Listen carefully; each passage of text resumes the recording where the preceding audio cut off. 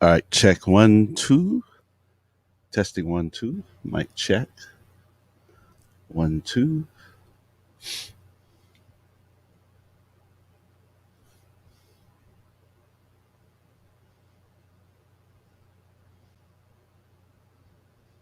Check 1 2. Mic check 2. Check 1. Check 2.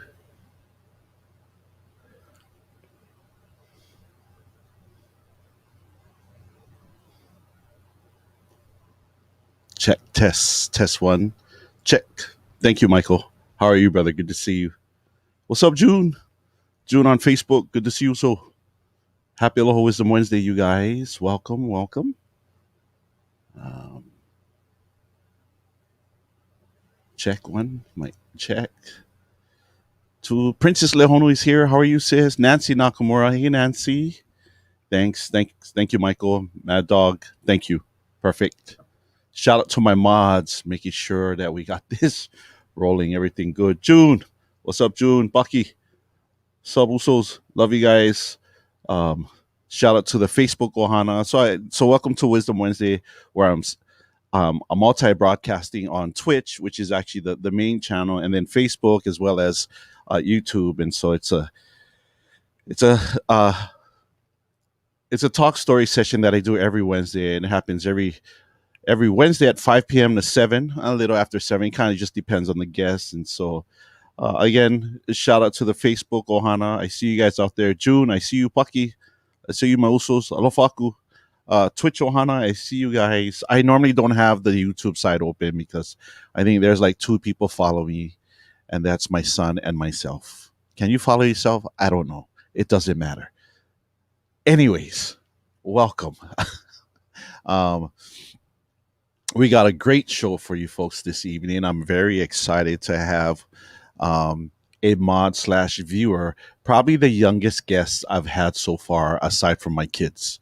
And super excited of having her on the show, getting her perspective from a youth perspective, and see what she and the value that she brings to the table. And so I'm looking forward to talking story and chatting with Kayleanne. Um, Welcome also to her Ohana as they're making their way coming into the channel for supporting her and stuff. And so, Sky High Mama, I see you, sis. How are you? Thanks for your support. I appreciate you. Sky High Mama has been traveling to Hawaii lately. She was on the Big Island. I saw that. She's coming to Maui. I'm not sure if I'm supposed to share that. I'm sorry. But if I wasn't, whoops. But good to see you. Lila's here. Good to see you, Lila. Ricky Wamoto's here. What's up, Rick? Good to see you, buddy. Mad Dog's here. Maya Makalea. Shout out to our head mod and the rest of the mods here. Mad Dog and Princess Lehonu is here. DJ Rose, one of the sweetest DJs coming in. She's raiding and she's coming in. RMG 007. I see you. Welcome, Raiders. Oh, of course, the Ice Father, and of course they're coming in to support Kayleanne. I see you. Shout out to DJ IC Ice, Reynard Tesoro. I see you, Reynard. Aloha to you. Thank you, Raiders. Brother Joe, I see you. Welcome each and every one of you. Welcome again. Shout out to the Padawan, aka DJ Rose, one of the sweetest DJs on Twitch, and so good to have you, sis. How was your stream? Hope all is well. And make sure, Channel Hana, you guys are following the awesome DJ Rose. It's good to have you, sis. Thank you for the raid. Thank you for the support. Again, shout out to the one and only the Ice Father, DJ IC Ice. I'm glad it went well, sis. Awesome. PJ, how are you, PJ? I see you. Happy Aloha Wisdom Wednesday. Thank you so much for being here. Brother Joe, I see you. Aloha to you, Joe. Sky High Mama is here.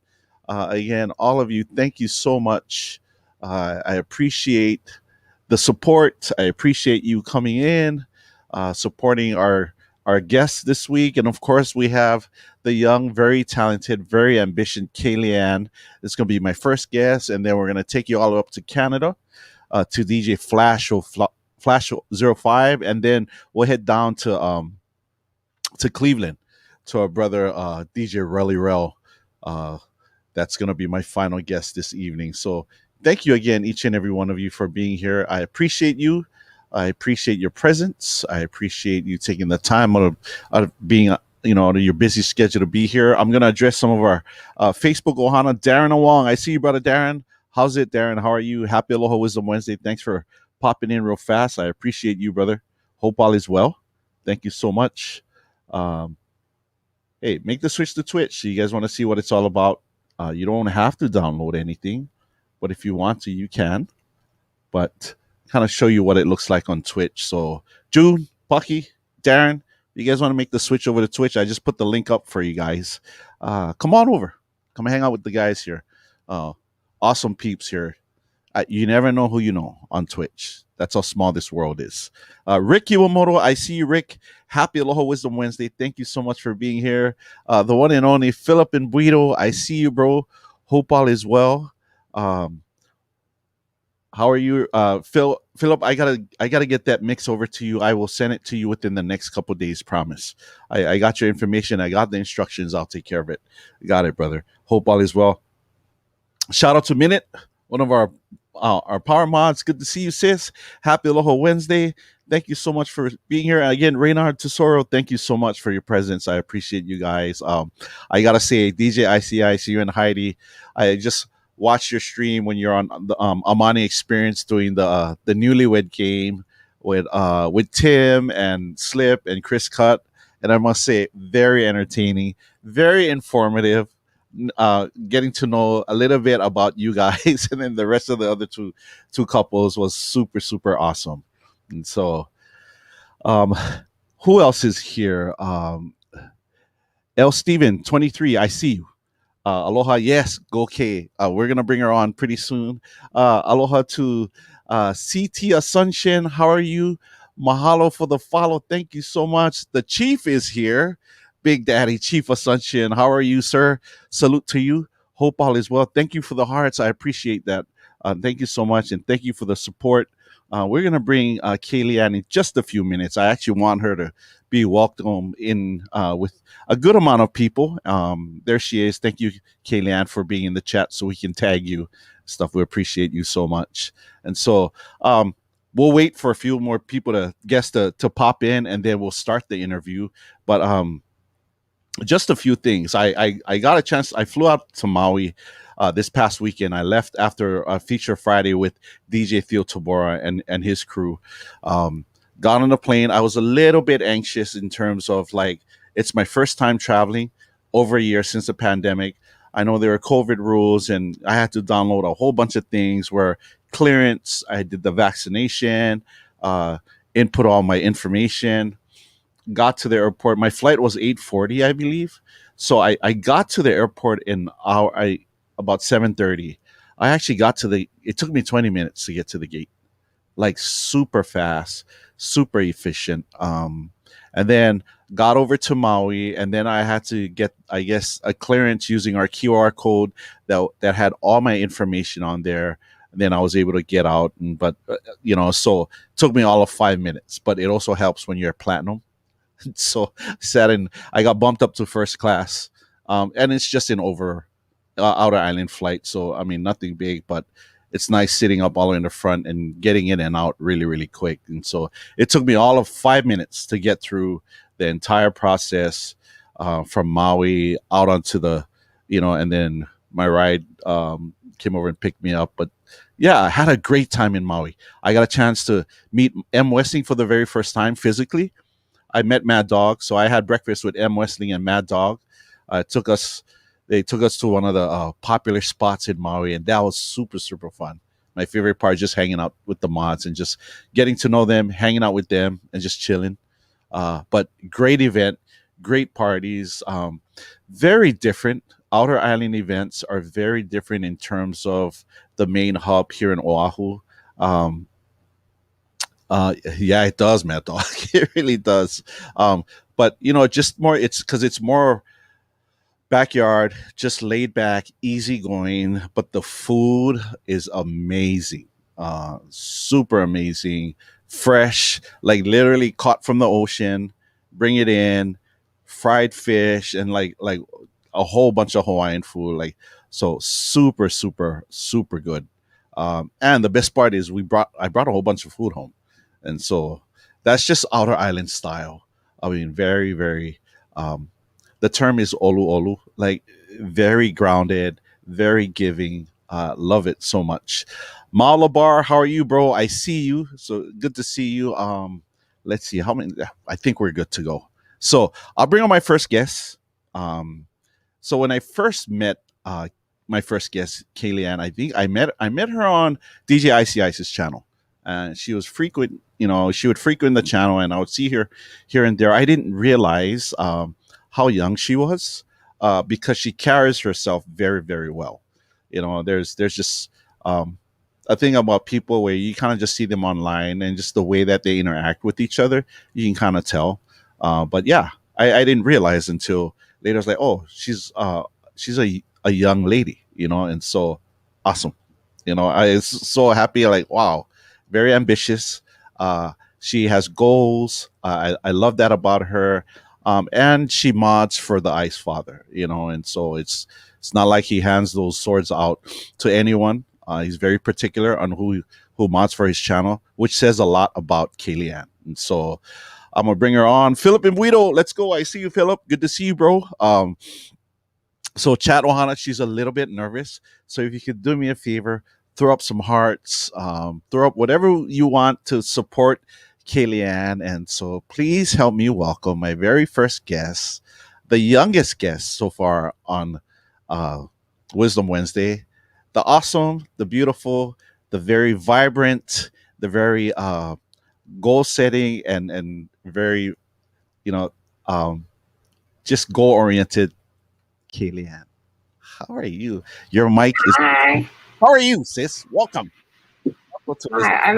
I'm really nervous, but I think Are once I you? start talking, I'll be okay. You're gonna be awesome. You're already awesome. You're already awesome. So, as you Thank know, you. per our discussion, I'm gonna step back away from the mic. I'm gonna For hand it sure. over to you and go ahead do a bunch of shout outs. It's all you. Go All ahead. right. I'll go ahead and read through the chat. DJ Rose, thank you for the raid. Her mod, the B-side, couldn't make it tonight. I think he's also your mod, but Yes. sending love to him. Philip Mbudio is in the house. Princess Leia Budio. Honu. Nancy Nakamura. Hi, everyone. M. Westling. Maya Makalea. M1N1T. I don't know. So the it's minute. pronunciation for that. It's pronounced minute. It's pronounced minute. Yeah. Oh, minute. Yeah. Rich72, thank you for coming through. I know it's really early out in Germany. Lila Figgy Fresh. Big Rob 206. Ice is in the house. Oh, this is different.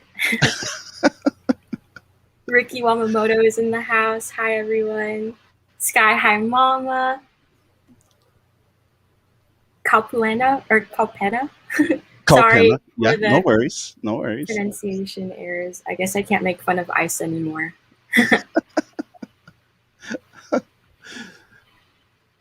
Such a different perspective, right? Yeah, when you gotta call out names. It really is. It really is. And I love doing that when the guests come on and give them a chance to shout out. So just to give you like just a snippet of what it feels like. It is. And by the way, Philip's laughing at you. I just want to let you know. Man, that guy. Awesome. Oh, I think I covered everyone. You good? Yeah. Yeah, not too shabby. You did good. Very good. Awesome. Well, welcome. And of course, Dad's here, right? Yeah, the chief is in the house. Yes, right. So welcome to Wisdom Wednesday. So share with us. I'm gonna go just with the basic stuff, like where you grew up, where you're going to school. Yeah, for sure. Yeah. Go ahead. Okay. So I come from a family of 5: mom, dad, twin sister, another younger sister who's 10 years younger than us. So my twin and I just turned 21 in January. My little sister 2 days later turned 11. Come from a military background. I was born in West Covina, California. We moved a little throughout California, but when I was 9, made a big move to Japan with my family. That's where my dad got stationed. So whenever anyone asks where I'm from, because I did live there for 9 years, I always say Japan. Nice. I currently attend Cal State San Marcos, but if you follow me on social media, I've been home for the last 1.5 years. virtual setting due to the pandemic, but should be headed back there in the fall. But yeah, I think that's a pretty good start. Awesome. And so I know Dad's in the military. What branch is Dad serving in? He was in the Navy, so Got it. Got yeah, just retired. Got it. Yeah. Nice. Yeah, we need to get Dad on Wisdom Wednesday. Yeah, he'd be Like for real. awesome. I would love to interview Dad. Like that would be so awesome. We interview the chief, and we'll get his perspective too as For well. sure. Yeah. Awesome. And um, so like Twitch, like when did you find out? Like when did you discover Twitch? How like were you on the gaming side or like you like how did that So happen for you? I was like, I guess the stereotypical like view that I had on Twitch was that it was primarily for gaming. I Sure. didn't really become associated with it until like my 21st birthday. Yeah.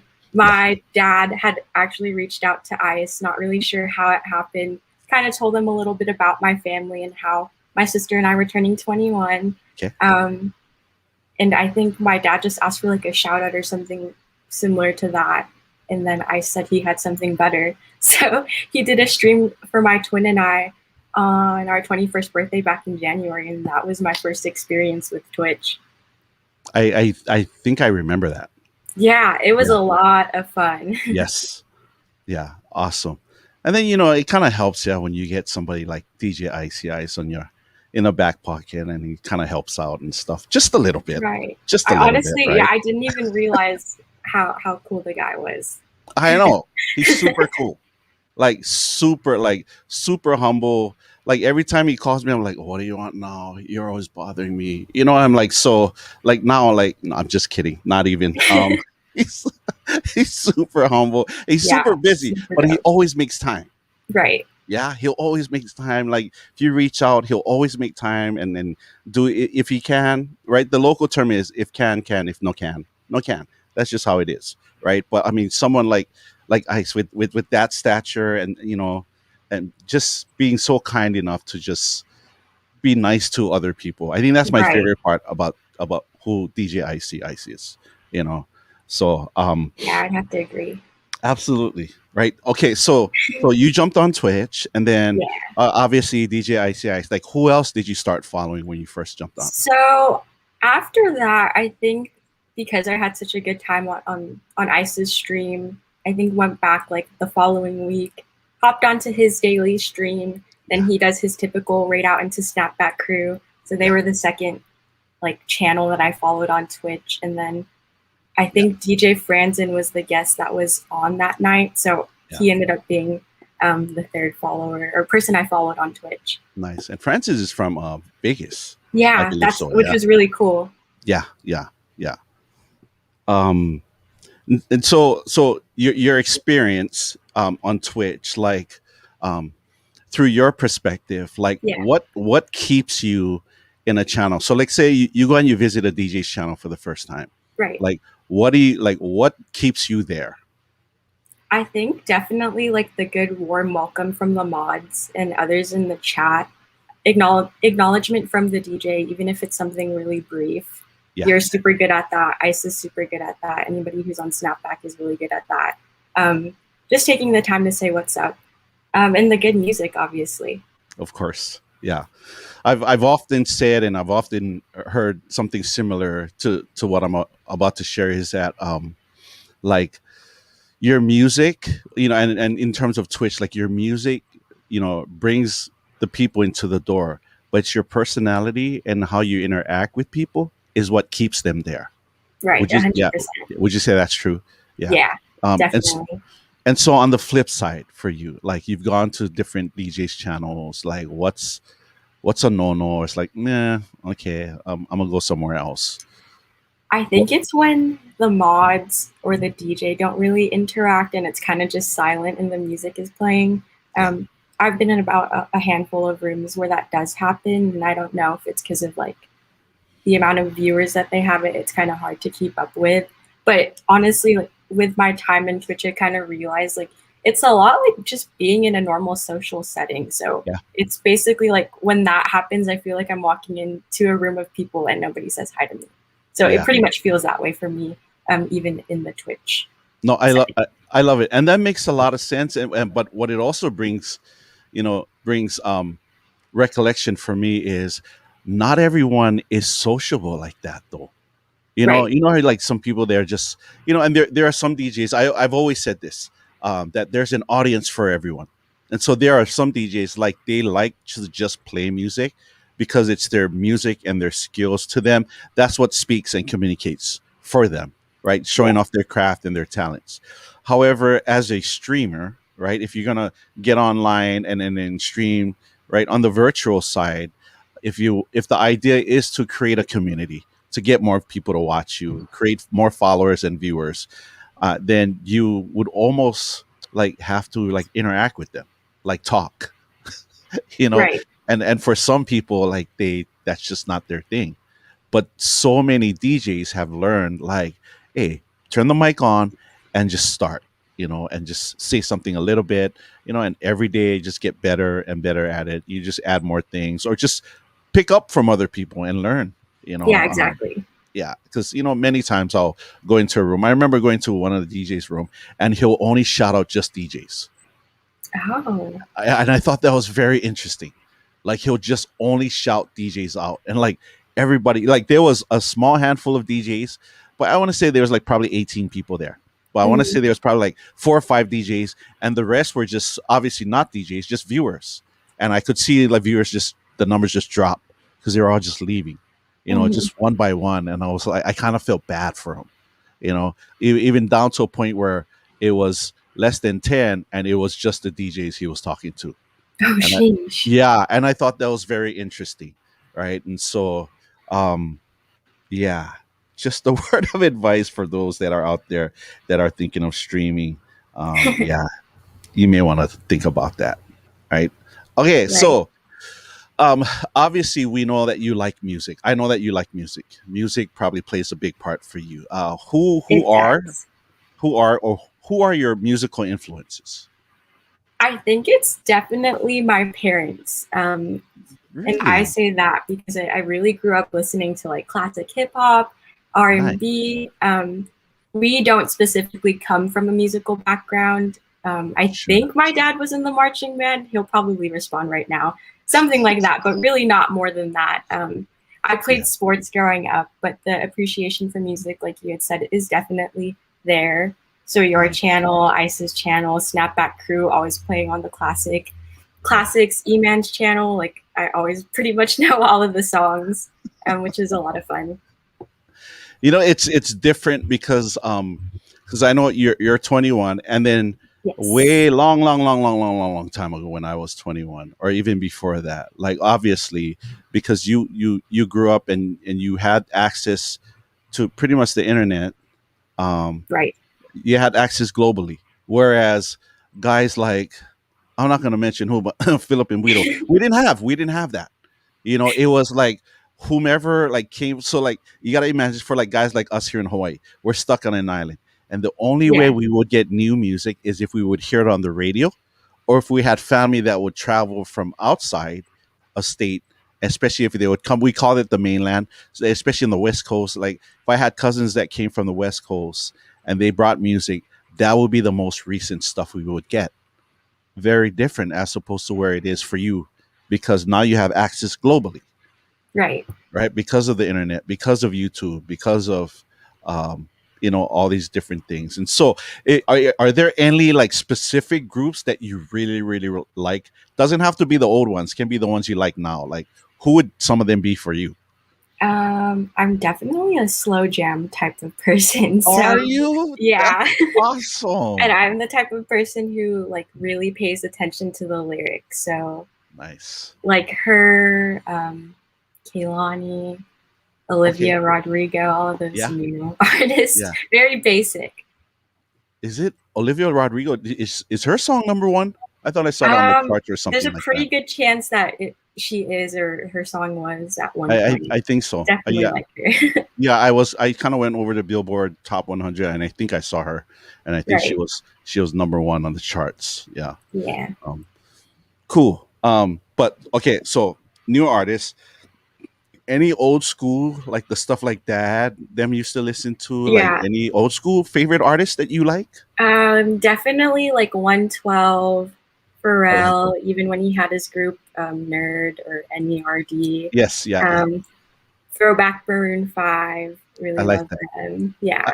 I like that, and it's funny because the rest of the chat and it has nothing to do with you, baby. And I said old school, and you went to 112, and Is that not old school enough? and Pharrell. No, it's funny because the reference for me is way much farther back for us. I think it's very cute. That's all I'm saying. And they're like, oh, okay, awesome. We're going 112. We're going That's not Pharrell. really old school. Yeah, no, no, yeah, yeah. That would be like your version of old school, I guess, right? Because it would be old school for you. Uh, Yeah. yeah, which is totally awesome too as well. Tribe Called Quest for sure. I love it. Ooh, Tribe Called Quest. Okay, now you speaking my language. I'm I'm a ballads kind of guy too. Like if I'm just chilling and I'm like taking a drive, if like I gotta go to the North Shore, then it's all ballads for me. I like it. It's just for me where I like it where it's just chill and just relax. But if it's something where like I gotta stay up, or I'm not gonna lie, sometimes at work, um, and I get a call and I'm off to a fight call. Yeah, we're pumping something like at least 130, 140 beats per minute, like for real. And if I could, I'd take one of my microphones and put it on the speaker and I would play it, but I can't. But that's what goes in my head. Like I'll go, and I'm not gonna even lie. I've actually played the Bad Boys song, What You Gonna Do, a couple times in my That's a career. classic. In my career, but just in my car. And so I think most cops have. It's one of those secret things. I can Um, definitely picture that. yeah. Um, uh, can you recall any of your favorite or your more memorable moments on Twitch? Oh yeah, most definitely. The first one was definitely Ice hosting a stream for my twin and I on our 21st. It was a lot of fun. I definitely lost track of all the shots that we took. And I always joke about it with Ice and my family. That night I ended up on the floor, but it was a good thing that I was Oh my home. gosh. It was a lot of fun though. So that's definitely on top of the list. And then like you guys met for the very first time, right? Was it Yeah, we did. a couple months ago or something? Yeah, it was a couple of months ago. I can't even remember because I was lucky enough to see him again. My family was able to see him Yeah. just last month. So we kind of made it like a routine thing whenever we're in town, which Nice. also shows how cool Ice is and Of genuine. course. He's always and again, right? Whenever he's available, if he can, he'll make time, right? I Right. mean, I love that. That's one thing that's, I mean, and many of these guys, I mean, you look at, I mean, Stress is here, DJ Stress TV, right? Shout out to Stress TV. Brother, I hope you're feeling well. Hope you're feeling better. I know you had bronchitis. And so we're praying for a speedy recovery for you, bro. So many of these guys. DJ Stress TV, you guys like Philip and Buido. You met all of them at Yeah, so ICE's 1 year anniversary thing, right? I did. And they're all just as awesome as they are on stream, in the chat, in person. All super genuine guys, very friendly. Oh, Had a great so time with good. them. And I think that just also kind of goes back to the power of Twitch. Like Yeah. you just you're able to read people and kind of get their vibe. So by the time you're able to meet them in person, it's kind of just like you already kind of have an idea of who they are. Yeah. It's almost like you've been friends for a long time already, Right. right? The only difference is like you've never physically met, but like online and almost I want to say even spiritually there is a connection Yeah, because exactly. because there really is a spiritual connection, and that's why there's people like you meet for the very first time, and you instantly connect with them, and Mhm. it is because of that spiritual connection that binds that person when you meet them physically. I don't know if that makes sense for Right. you.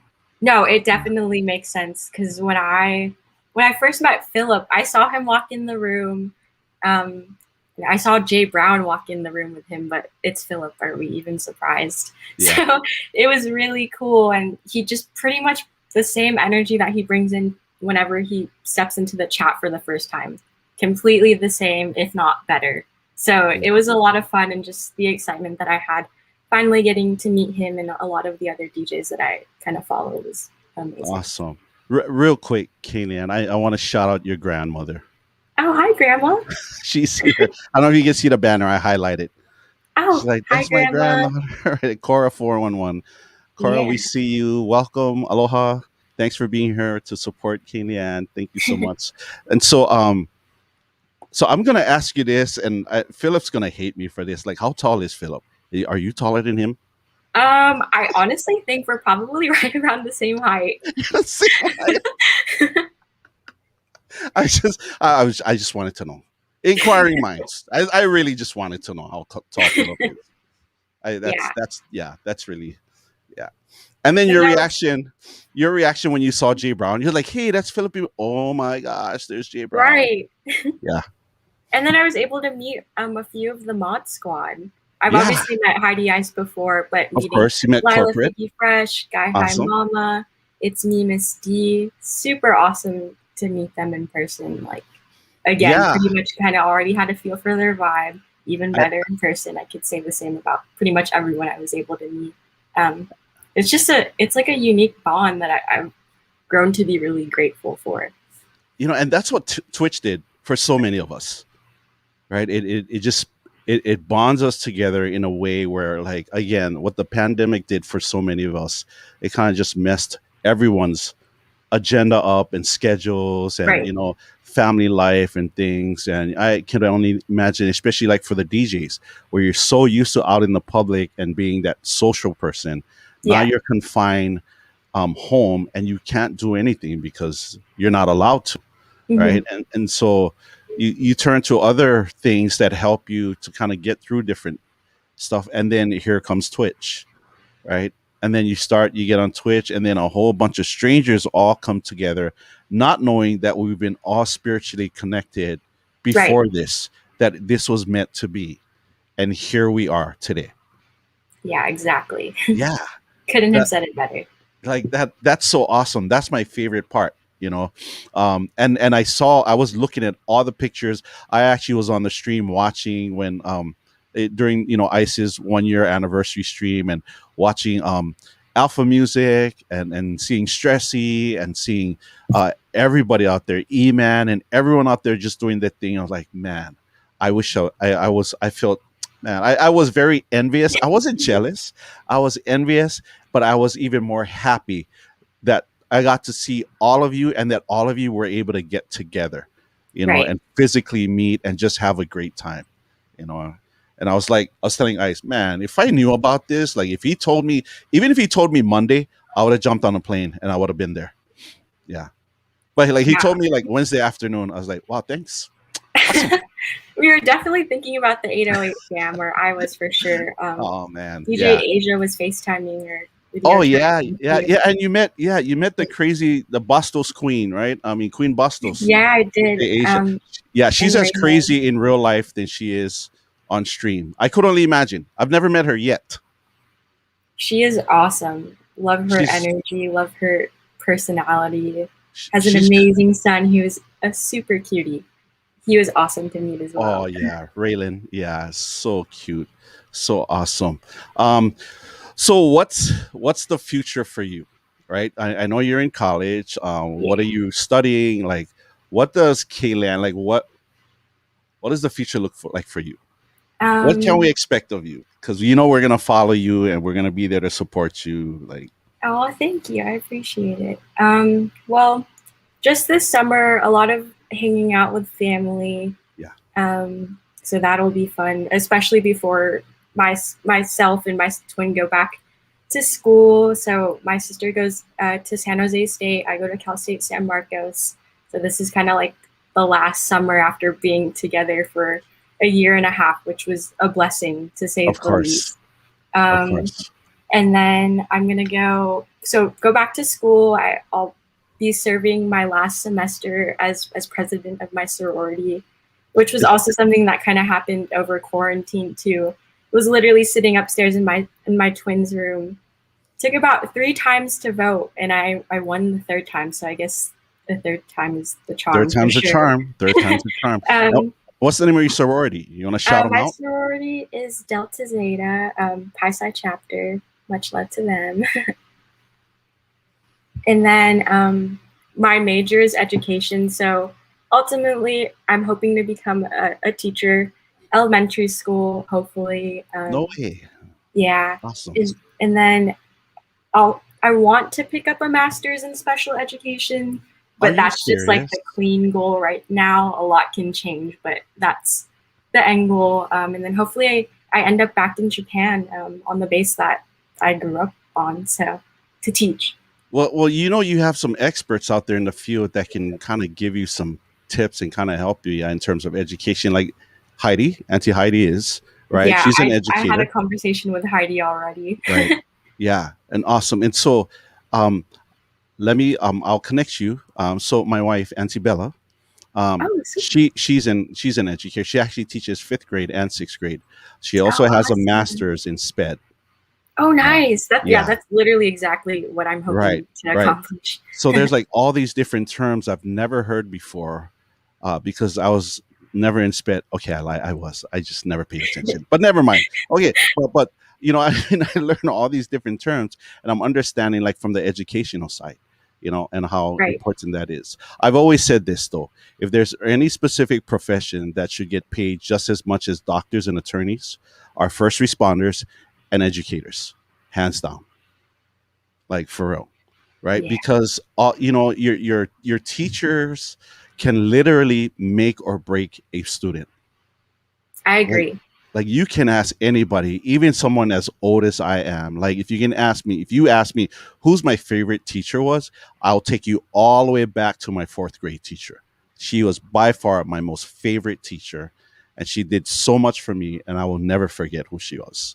Yeah. And because of what she's done for me, I can also tell you who's my worst teacher I had. She was right. I was a junior in high school, and not gonna lie, I wanted to punch her face.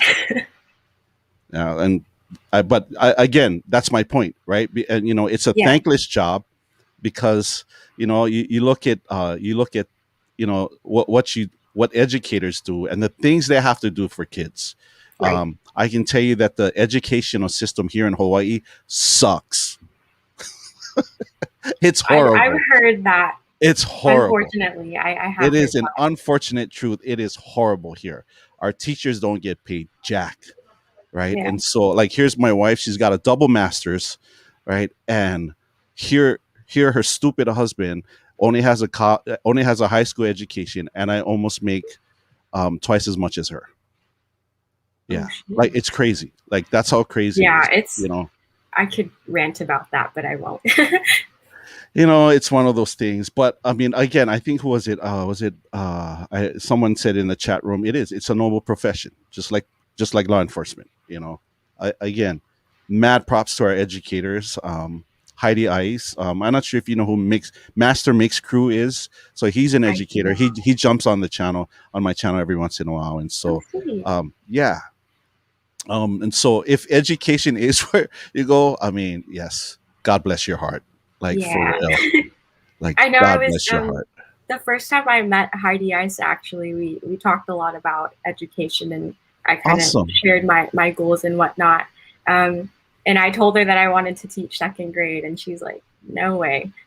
Not the little kids. That was not her cup of tea. So I was like, I guess I might say that now, but who knows? We'll see if I'll be able to handle it in a couple of years. It's crazy. It's because even my wife, Auntie Bella's like, there's no way I'm not gonna teach kindergartners. I cannot even do that. She's like, fifth grade is her threshold. It's fifth and then anything after that. But she likes the fifth and sixth grade kind of area where Yeah. she's very comfortable with. But again, I would assume like I mean I watch her and I watch her do her thing. That as a special ed teacher because she does what's it's called an inclusion. I'm not sure if Heidi's here. I'm not sure if that's the right term. An inclusion is when you have like the special ed kids and then you have I hate labels. I can't stand labels. And you have those that aren't labeled as special ed, Right. all in the same classroom, right? Mm-hmm. And so what Antibella does is they do a lot of different outside classroom things, and and Oh, in, that's awesome. yeah, and implement the learning behind that because some of the special ed kids, like you give them something to read, they struggle. That's not their thing. But when you give them hands-on stuff, they flourish.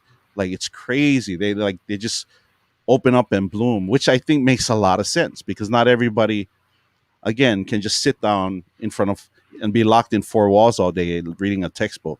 You know, Right. I feel like right? the classroom is definitely changing, and flexibility in working with students that don't really learn in like a traditional environment is something that it's going to play a big role later down the road. So that's what I'm learning about in school I right now. I agree. I think there are more classrooms now that are more open to learning differently aside from just the traditional style learning, right? Right. Teacher in the front of the room, you read or certain things, right? And then you that's your homework. You come back and then you tell us what you learned. Yeah. Very different now, right? And then you add the internet in there, right? And then you add all these, is a whole different ball game right there. But still, I mean, yeah, Auntie Bella's like she's all over the place with the kids. They're not in their classroom all day, Yeah, I which is definitely want to get a chance to talk to her and see what that looks like because that it sounds awesome. yeah. And it's crazy too because you have the I mean you want to get into like the politics of like just admin. There are like the Right. old school style teachers, like they Yeah. just want to teach the traditional way when it shouldn't be done that way because you get these kids that learn very differently. Not everybody learns the same way, you know Exactly. so yeah, I can totally see you're gonna be that kind of educator that's gonna make a difference in these children's lives. So Thank you. good I for appreciate it. you. Good for you. So aside from your career, what else? Like what are some of your life goals that Hmm. you would like project to have in the future? Right. Yeah. So definitely a family orientated type of girl. Strong belief in my faith. My parents raised me well. They had me and my twin at a very young age, but I Yeah. don't tell them enough how much I appreciate them. So they're listening right now, right outside. Appreciate y'all. Love you more than you know. Um, Definitely gave us the best life that they could and still do. And a lot of my support comes from them. So down the road, hope to get married, have the grandbabies that my dad is already talking about so that he can spoil them just as much as he spoiled me. Awesome. um, but yeah, when I mean down the road, it's a long way. Like Not way down, anytime soon. way down the road. Like not just the block over, like a Right. continent over. Yeah. That's how way So down if the you're road. listening, the chief dad, definitely not as soon as you That is want. what you are referring to. Yes, I got your back. I got your back. I Right. think me and all the uncles and aunties in this chat room, yeah, we got your back. Thanks. I could only imagine I don't know, man. Military family, you got a military dad, especially someone that has the authority, and I can only imagine that that meeting where he's gonna come over and he's gonna have to talk to your dad, Oh right? man, I'm so happy I'm single right now. Like I don't even I I'd I rather think be single. To honestly. I'm pretty sure dad and everybody else are happy you're single right now too. Right.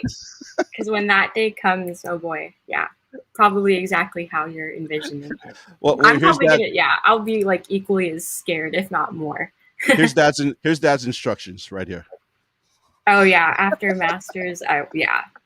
We'll see how that looks like. Well, But if I listen to my parents and anything that they've always told me, definitely to put my education first or and just have my goals set in place. And awesome, good I for grew you. up a lot faster than most kids, I think, because of the Yeah, military environment that I grew up in. sure. So hearing Philip a few weeks ago on Wisdom Wednesday, I feel like it just makes kind of a lot of sense in terms of personality, like the military child personality or whatever. I'm sure it's even the same in the police force. It's just different. Yeah, it really is. And of course Philip. Philip is the man. We love Philip, right? We don't call him the mayor of Twitch for nothing. Right. Philip Philip comes with a lot of experience, and I'm not gonna lie. There's been a few times where I'm kind of like I actually reached out to Philip, like, hey man, I need to talk to you, like, bro, walk me off the ledge, like for real. And Philip has been there, so That's how much I appreciate and I love Philip for all that he does. You know, Super awesome guy. he is awesome. And although we've never met, you know, I could only imagine that one day when I finally get to meet him, I get to hug him. I may have to like bend all the way down and kind of pick him up. Philip, I love you, Philip. I can't wait until I see you all meet. Hopefully, I'm For actually real. there too. Either if we're going to you or you're coming to LA or wherever that is. That's You know, there. awesome. I'm gonna tell you right now, there is a possibility I might be in LA in August. Oh no way! Yeah, for a union conference, and so when that happens, I already told ICE. So that happens, I'm gonna let you guys know. Yeah, yeah, For sure. I'll yeah. be on standby for sure. Awesome. Okay, so one final question. Always my last question with my guests. Favorite quote, favorite saying, quotes, if you have, share with us, enlighten us. All right. What is it?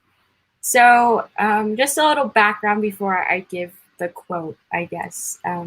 So, coming into this spring semester of school, which started in January, I was coming into my new position as president, felt a lot of pressure. I'm the type of person who's easily, I think negatively before I think positively. So, was just scared, and I decided to take 6 classes again. So I knew that there was going to be a lot more to juggle. So I'm a basketball fan, love the Lakers, have been a Lakers fan since birth. So I thought it was only right to kind of look up a quote that connects to a player on the Lakers, and that was Kobe Bryant. So love it. The quote is, "Everything negative, pressure, challenges is all an opportunity for me to rise." And the reason why I kind of connected with that quote, especially in the last few months, is because with my position, there's a lot of pressure. Eyes are always on me. People aren't going to be happy with my decisions, but I've learned to kind of just accept that, because at the end of the day, I'm doing what's best for my chapter. And that's obviously not what everyone is always going to think, but I just kind of had to trust myself and take that as motivation. Yeah, I love it. I love it. And it's always a different perspective when you're in a position of leadership. Right. Because it's never about just thinking of it this way, right? Especially Exactly. like when you got to take care of your chapter, and usually when your sorority comes up to you and usually comes up with a complaint, because that's exactly. I people get like a to lot of those. they like to complain. No one wants to come up with a solution, right? Yeah. They only come with their own perspective, with their own blinders. Whereas you, as a leader, you have to look at it like this. You have to look at the big picture. Well, not have Exactly. to, but you choose to. The idea is for you to look at it this way, right? Because it's what is the betterment for the greater good, not just for you coming up and say, oh, blah, blah, whatever it is. Like, how does you and what you do or what you're saying and what you're, or whatever you're talking about will affect the rest of the sorority and the organization, right? So, exactly. right, as the president, you have to make those decisions, and many times it's not the most popular one, right? And that people will disagree, and sometimes and many times will start to talk smack about it, right? But then when they're given the opportunity to lead, they're like, oh, no, I don't want to do that. I don't want that. Why? Because it's so much easier to be in the background and point fingers, to complain like crazy, and then right? the ones that are least involved in then to be anything. in front. That's just life. Absolutely. And then to be in front and be vulnerable enough to think about, hey, look, you know what I mean? I made this conscious decision to take this as the president of this sorority and of this organization to, number one, carry on this legacy that's it's been around for however long it is. Number two, take a responsibility and duty to represent all your sisters. Number three, that something like this will ultimately help you in the future. Exactly. That's like what I try to remind myself. This is going to set you up to so many great things and to help you, because when you have the little second graders come up to you and says, Miss K, yeah. I mean, Dudu, how are you going to deal with that? I don't know. I don't know. You know, like all these different things, but it's setting you up for that. It really is. That's the beauty of it. And that's why, that's why you can go far, baby. That's why you can go far, because you are ultimately setting yourself up for that. right? Exactly. Yep. It's called life. It's called the game of life, and sometimes and Right. many times things happen, right? Um, there's a Hawaiian word, and I'm gonna spell it. I'm gonna put it out there for you guys. I'm gonna put it in the chat, Sweet. and it's called nalu. Um, so nalu is the waves and the current of the ocean, right? Anytime you swim against the nalu, against the current, you're gonna have such a difficult time, right? So it's learning to be nalu and just kind of going with the flow of where the current is taking you, because you'll get there so much easier, with a whole bunch of less, you know, challenges and anything. And again, it just depends, because sometimes you want Right. that resistance to get certain place, but at the same time, if everything's going all one way, then you know go with the flow. Sometimes you have to go with the flow. If you Right. choose to do so, And I And think, so, sorry, go yeah. ahead. Oh, sorry about that. And Yeah, go. I think just extending out onto that thought, it's like the idea that, like you had just mentioned, you just have to be content sometimes and Yeah, yeah, understand that if things are going fine, then just let them keep going. yeah, But then also playing devil's advocate and knowing that it's not always going to be that easy. So, like a wave, like obviously, if you're fighting against the current, then you have to for a little bit. Then yeah, you'll find your way back out, and it's smooth. But yeah. yeah, And sometimes it's okay when you're fighting against the current, right? And then when right, you're resisting against something, you're building what's called, I don't know, muscles, whether it's right, whether it's physical exactly. or spiritual, these muscles that'll help you.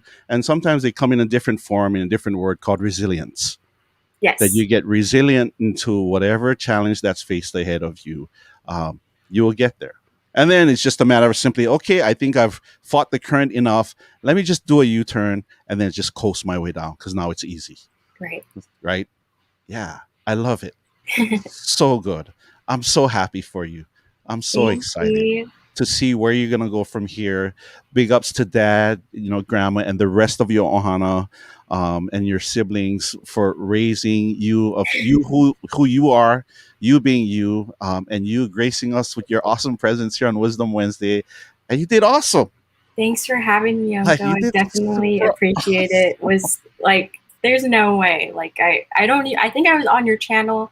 You rated into that different DJ's Yeah. stream, and I was like, when am I going to be on? And then immediately Yeah. after, Princess Leia Honey and Maya messaged me, and I was like, wait, I was just kidding. There's that adage is, be careful what you ask for, because we watch and we look at things. My mods catch everything. It Like was small things awesome. I do, they catch it, and I'm like, oh my gosh, did I just say or do that? Like they'll tell me. Yeah, for real. You can come back anytime, baby. For real. Oh, for sure. Yeah, Thanks for you can having always me. come back. I would love to have you come back to kind of see where you're at. I would love to have dad to be on this channel too as well, and get the Chiefs perspective too as well. I love having viewers on this talk show, because it gives us DJs and mods a perspective of, what do you guys like? What brings you Right. back to a channel? Right? So especially those that mod and go out and view other DJs. Like Yeah. that's what this is really all about, you know. All right. So before I let you go, let me turn you back to the chat room. Say your mahalo, Sure. your thank yous, your shout outs. I'm going to turn it over to you. Sweet. I think somebody asked if this was a Tom Brady jersey. It is, and then underneath I have a jacket that has Kobe painted on it. So I think this is like my thinking spot, my desk. So a lot of Love it. motivation in this area. Um, Mad Dog, DJ Rose, West Coast Avenger, Big Game 22, Lila Figgy Fresh, X Flip the Beats, Mr. Night Shift OC, Pew Pew Pew, Nancy, the B Side, who's I think at Galaxy's Edge right now, Philip and Guido, 206 DJ Asia, Sky High Mama, I think my Uncle Raymond, not sure. My grandma was up in here earlier. Yeah, Um, grandma's here.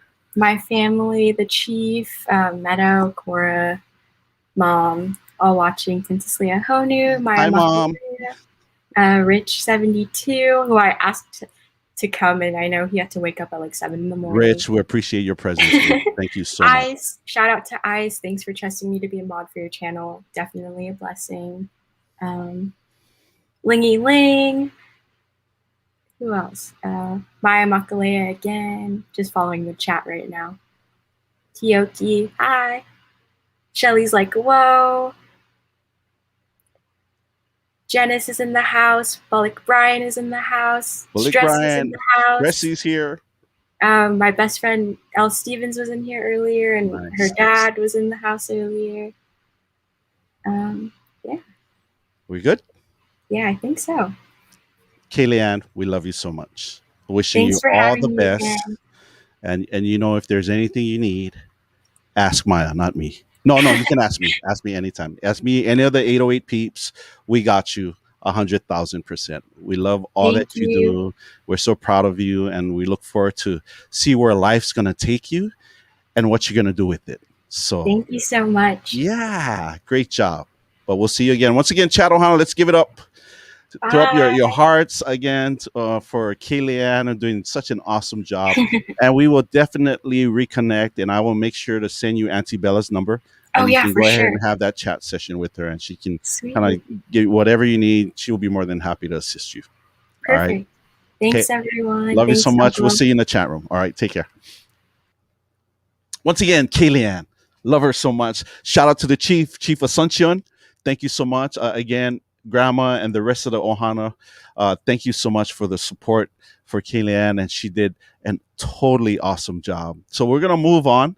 I'm gonna bring up my next guest, and I know there's a time difference. I believe we're 6 hours behind from them. I know it's coming up to midnight, so I want to honor his time. I want to bring him on. One of my favorite DJs on Twitch. Such a great guy. I love his vibe, and I frequent his channel too as well. He comes all hails all the way up in Canada. So if you have your DJ FLash05 emotes, go ahead and drop them. Let me welcome the one and only Flash in the house. Hey, what's going on? How you doing? Good, brother. How are you, bro? You busy, man? No, you're never too loud, man. You busy, perfect. Man. You one busy guy, man. Ray trains here, streams here and there. Like, do you sleep, dog? I don't really sleep. Sleep is a little bit overrated. Like, you know, 4 or 5 hours. 4 or 5 hours a day. For me, it's good. That's me too, man. I get scoldings from my mods. Like, you gotta go to sleep. Go to sleep. I do. I know. You know. But yeah, good to see you, man. Hey, let me turn you over to the chat room, man. Go ahead and do some shout outs, bro. Real quick, just like to shout out the Flash mob in the building, or some of them anyway. Big up Minnie, big up Telly CC. I see Big Game 22 in here somewhere. Big up Mace. And yeah, all your wonderful chat. Your chat's so amazing. It's so crazy. Like I love your community. Your community is just so good. No, and likewise, man. Likewise. And once again, shout out to the Flash mob coming in and supporting our brother right here. Bro, been wanting to get you on the show for the longest time. So thanks, appreciate man. It. Thanks for making time. I know the time difference is super, super crazy. So I appreciate you being here for me. I appreciate that, man. No worries. So if you don't mind, I'm gonna start same thing kind of all the way back in the beginning. Just for briefly for those that aren't familiar with DJ Flash, like where you grew up, when did you start DJing? You can share a little bit about that for us, brother. So I was born in Toronto, Ontario. Moved out just outside the city, this place called Waterloo. It's like it's a smaller city. And then I started DJing around 2004, 5 maybe. Around then, you know, I was just doing like the local things and like the clubs and doing small little parties and house parties and stuff like that, all the fun stuff. And then from there, I was like, what do I want to do with my life? Yeah. And I was like, well, I could go work a job or try to be a DJ full time. And the second one sounded way more appealing, so I was like, yo, I'm gonna try to be a DJ. I'm gonna give it a go and see what happens. And fortunately enough, like I got a couple breaks here and there, and I started DJing clubs regularly. And I always had a passion for radio as well. Okay. So from there, like I started doing the college radio thing back in the day. And then finally, after like 6-7 years, I finally got a slot on the local commercial radio station. So like an FM station, a proper station. I did a mix show. I do a mix show. I still do it actually. Nice. Like 5 days a week. 5 to 6 6 to 7 p.m. every day. And yeah, so from there, kind of everything kind of just took off a little bit, and I started traveling a little bit as a DJ and moving around, and obviously connecting with different DJs and stuff like that. And then from there, I kind of my business partner DJ White Gold and I started to talk about the next step as a DJ, because you can't really DJ forever, right? Yeah. So we decided to open a nightclub. Nice. Yes, it's a good. It's good and bad, right? Of course. Right now, as with it's super anything, bad. right? Of course, yeah. Right now, it's super bad. But so when did you guys open up the? Sorry, when did you guys open up the club? I take it this was pre-pandemic that you're talking. 100%. Yeah. So we opened. Our first club was called District Nightclub. I believe we opened it up, I would say 7 years ago now. Okay. So yeah, like probably like 2015, 14, around there. Yeah. And we had, marginal success. It was our first nightclub, so it was kind of a little bit rough, especially the start, because we didn't really know what we were doing. So yeah. It ended up being kind of not a disaster, I would say, but a very good learning experience. And then from there, I mean, we just literally closed the doors because of the pandemic a couple months ago, actually, because we haven't been open up in Canada. We haven't been open since last March. We haven't been able to open it at all. So we can't, yeah, it's crazy, man. I feel bad for for you guys. Yeah, it is what it is. It's tough, but at the same time, our government's doing a pretty good job of helping us out, like financially. Yeah. Okay. So it hasn't been the worst, but I mean, some things are so it has meant to end. So has the government given you like a stipend or like a loan, like a forgiveness loan kind of thing, where you just kind of apply and like kind of put in like, this is how much we would have made this year, and then they'll kind of just give it to you. Exactly. So they gave us and they gave us rent relief as well. They pay half our rent. Oh, that's cool. Per month. So I mean, we're paying 25%. The landlord eats 25%, and we pay the remainder. So it's not too bad, but sure. At the same time, how long can they really do that for? There's millions of businesses in Canada, and they're doing that for everybody. So yeah, it's kind of a crazy thing they're doing, but I mean, it's been okay for us. They kind of refuse to open anything right now. Wow. So we're kind of in a bad spot. The restaurants are open though, like they have like the restaurants / bars. Not even in Ontario right now. Not even that in Ontario right now. That's crazy. We have it's just takeout only. You can't eat indoors at all. Yeah, still. So I mean, it's been like that for all the businesses in Ontario for almost pretty much a year. That is crazy, man. It's been a pretty rough go for everybody, but yeah, hopefully on the other side of it, we'll see some positive change, and hopefully we can open back up. But we'll see. So in terms of like the COVID numbers, because I look, I'm not gonna lie, I know many of the numbers are skewed because it just depends on how 100% how they write it, right? Like is there an uptick of like COVID, like people getting COVID, or has it been kind of even for you folks? Honestly, I don't pay attention anymore. Okay. Things are so, like you said, things are so skewed, and I don't trust the numbers per se. So I mean.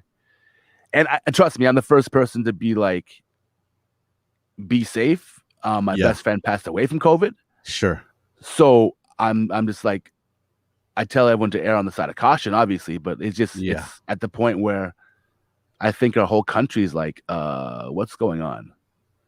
I'm sure after a while you're like, wait a second, like, and I'm sure you're watching the rest of the world as they're opening up their own, right? I mean, especially you're looking down south at your neighbors, like, wait a second. Right.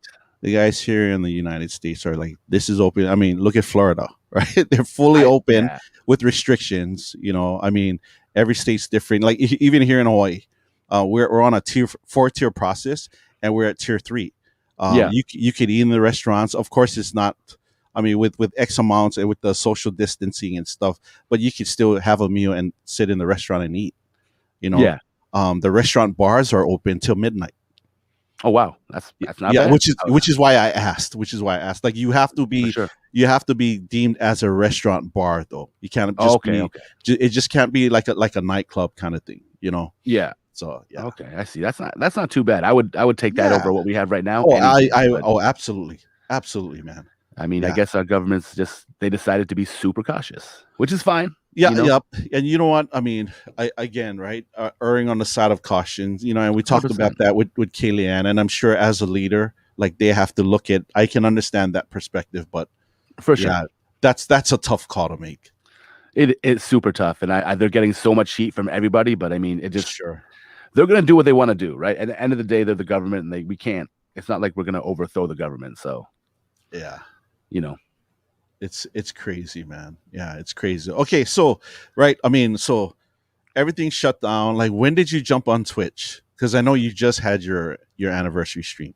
Yeah, so I jumped on Twitch first on we have this DJ company called Across the Board Entertainment. It's like a DJ service, DJ crew. We do weddings and club bookings and stuff like that. So we created a channel called ATB DJ.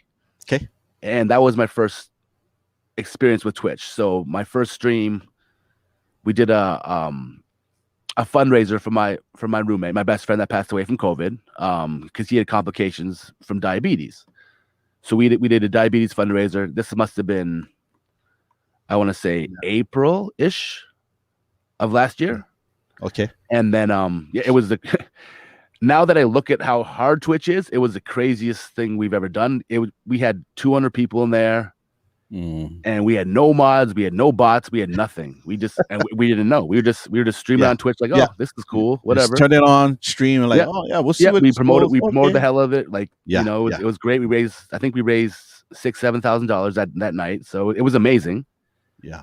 And then we started to look at this like, oh, is this really an option? Like, can we actually? Because I didn't mess with Facebook, I didn't mess with Instagram. Sure. I just went straight to Twitch, and White Gold and I were talking about it, like, should we actually do this, and should we actually go on Twitch and try to, you know, stream regularly and stuff? And sure. Eventually, we were like, yeah, let's just do this, and we'll give it a shot and see how it goes. And I mean, obviously, White Gold blew up like crazy. He's one of the oh yeah, the biggest, you know, the biggest guys on Twitch. It was just amazing White to Gold watch is him. Killing his game right now on Twitch. It was just amazing to watch the super quick ascension of him on Twitch. It was just so amazing, so inspiring, and it was crazy. But yeah, so I mean, long story short, probably like May-ish, end of May last year, I jumped on and kind of gave it a go, and you know, kind of still doing the same thing, just you know, streaming 7 days a week and trying to provide people with some quality content. Awesome, man. Yeah, because you're on every day. I'll always either pop in and just lurk, or I'll drop in, I'll say something. Many times I'm just lurking because I'm doing stuff, and which works out perfect because I'll be doing some chores. I got that hubby do list, and I'm like, oh, I know Flash is on. I just put Flash on and I just do my stuff. Amazing. That's awesome. I mean, you know, especially the daytime streams, that's exactly what it's there for. It's perfect for everyone that's just working and lurking. Yeah. So different DJs on Twitch that you see that you like who would some of them be? I'm not trying to put pressure on anybody. I mean, again, it's just us having that conversation. Like, there's anybody you would recommend that you see that you like, and why? Just different DJs for different reasons. Yeah. Like, I don't mean, you know, not just because I'm here, but I love your channel. I love your community. Yeah. Amazing. Super, super awesome. Super entertaining. You have way too much energy. I have no idea how you do that. If I had that much energy, I can't even imagine. Honestly, like, I love watching. You want to know what the secret is of why? So I have mods that threaten me every stream. Oh, and wow. Like, if you don't perform, I'm gonna whip your ass. Like, so I do it, man. I do it. So. Maybe so I'm pleading for help, man. I'm pleading for help without letting you know I need help. So no, it's honestly, I love your channel. Your channel's so amazing. Yeah. So Flash Mob mods, now you know. Hit this guy. Please don't do it. Don't be too mean to me. There's sometimes they get on my case a little bit. They like to troll me. It's okay, but they like to troll me sometimes. They bought me a wig today to wear on stream. They bought you a wig. It's pretty amazing. Shout out Telly CC and Mini Chris. I think. Because I have your emote where you have the wig on. I love that. It's one of my favorite emotes, by the way. Right. Big up DJ Twist. He just won the remix challenge today. He's in the chat. Nice. Shouts DJ out Twist, shout Joy. out to you. Yes. Awesome.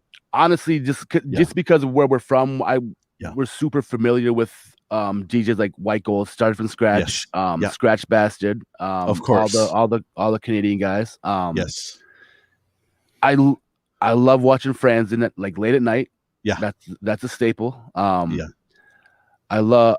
kind of recently just discovered Chubby Chub, and I've been super impressed by how he does stuff and his energy and how he programs a show. There's so many. I must follow like 800 DJs. Same here. And there's so many, and it's hard to just mention a few. No, I understand. So what's the difference, or how, the transition between like doing like real life gigs as opposed to the learning how to transition to do stuff online, like on Twitch? How was that for you? Was it an easy transition in terms of how was that for you? For me, the hardest thing was talking on the mic, because at the club, I never ever talked on the mic. You didn't have to. That's why, right? I mean, yes and no. We like to interact. I always had a club MC with me. Yeah. So I never had to do that. I mean, I did talk on radio, but that was limited.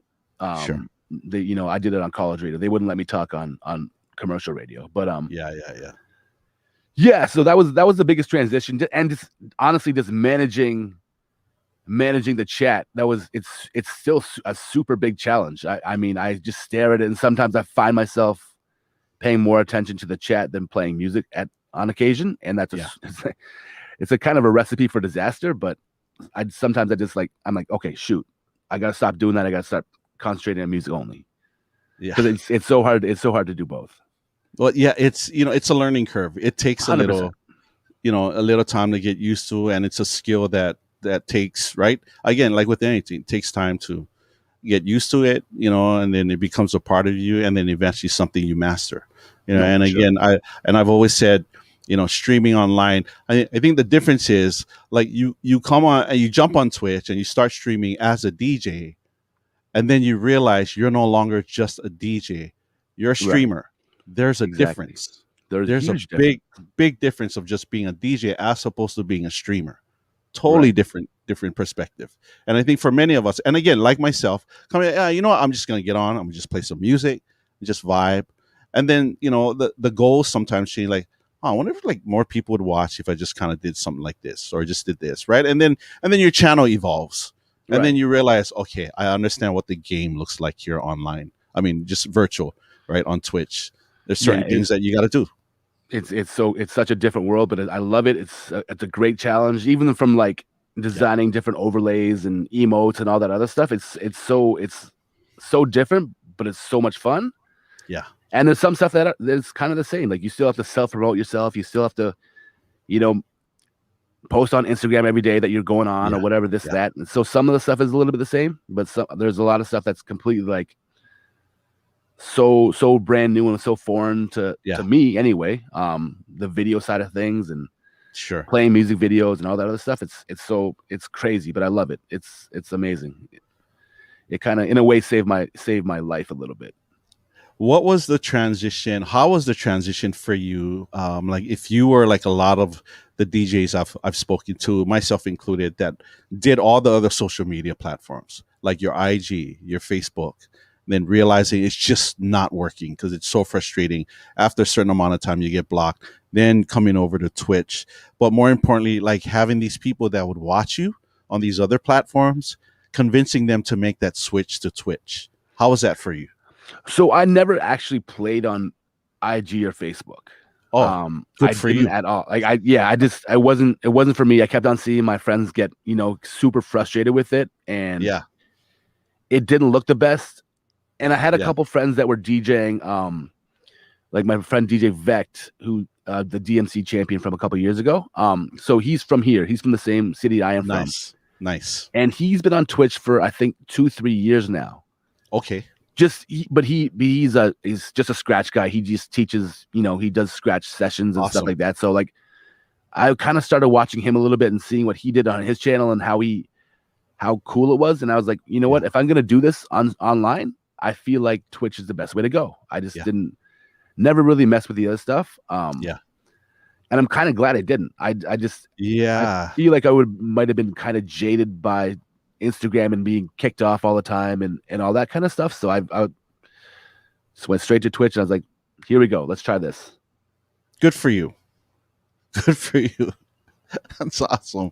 And so since there was no transition for you, I mean, coming out and just starting, like, how long did it take for you, if you can even remember, when you you're seeing your channel grow, where you start to pick up some momentum? Like, did it take you a few months, or did it take you just a few weeks? Or it's taken me a year so far. Yeah, I mean, I know you've gained a lot of traction. You know, I've seen you doing your stuff, and, like, you know, you kill it all the time, man. I love your vibe, which is why I always come back. You know, and I've said this to many of the DJs that whether I've interviewed them or whether I'm on their channel, is many times for me, like, some channels I'll go on just with the intent to just listen and vibe. And then there are some channels I'll actually go in there with the intent to learn. For sure. Yeah. And so when I'm in your channel, not just I only listen, I actually learn. I get there like, that's really cool. I saw what he did there.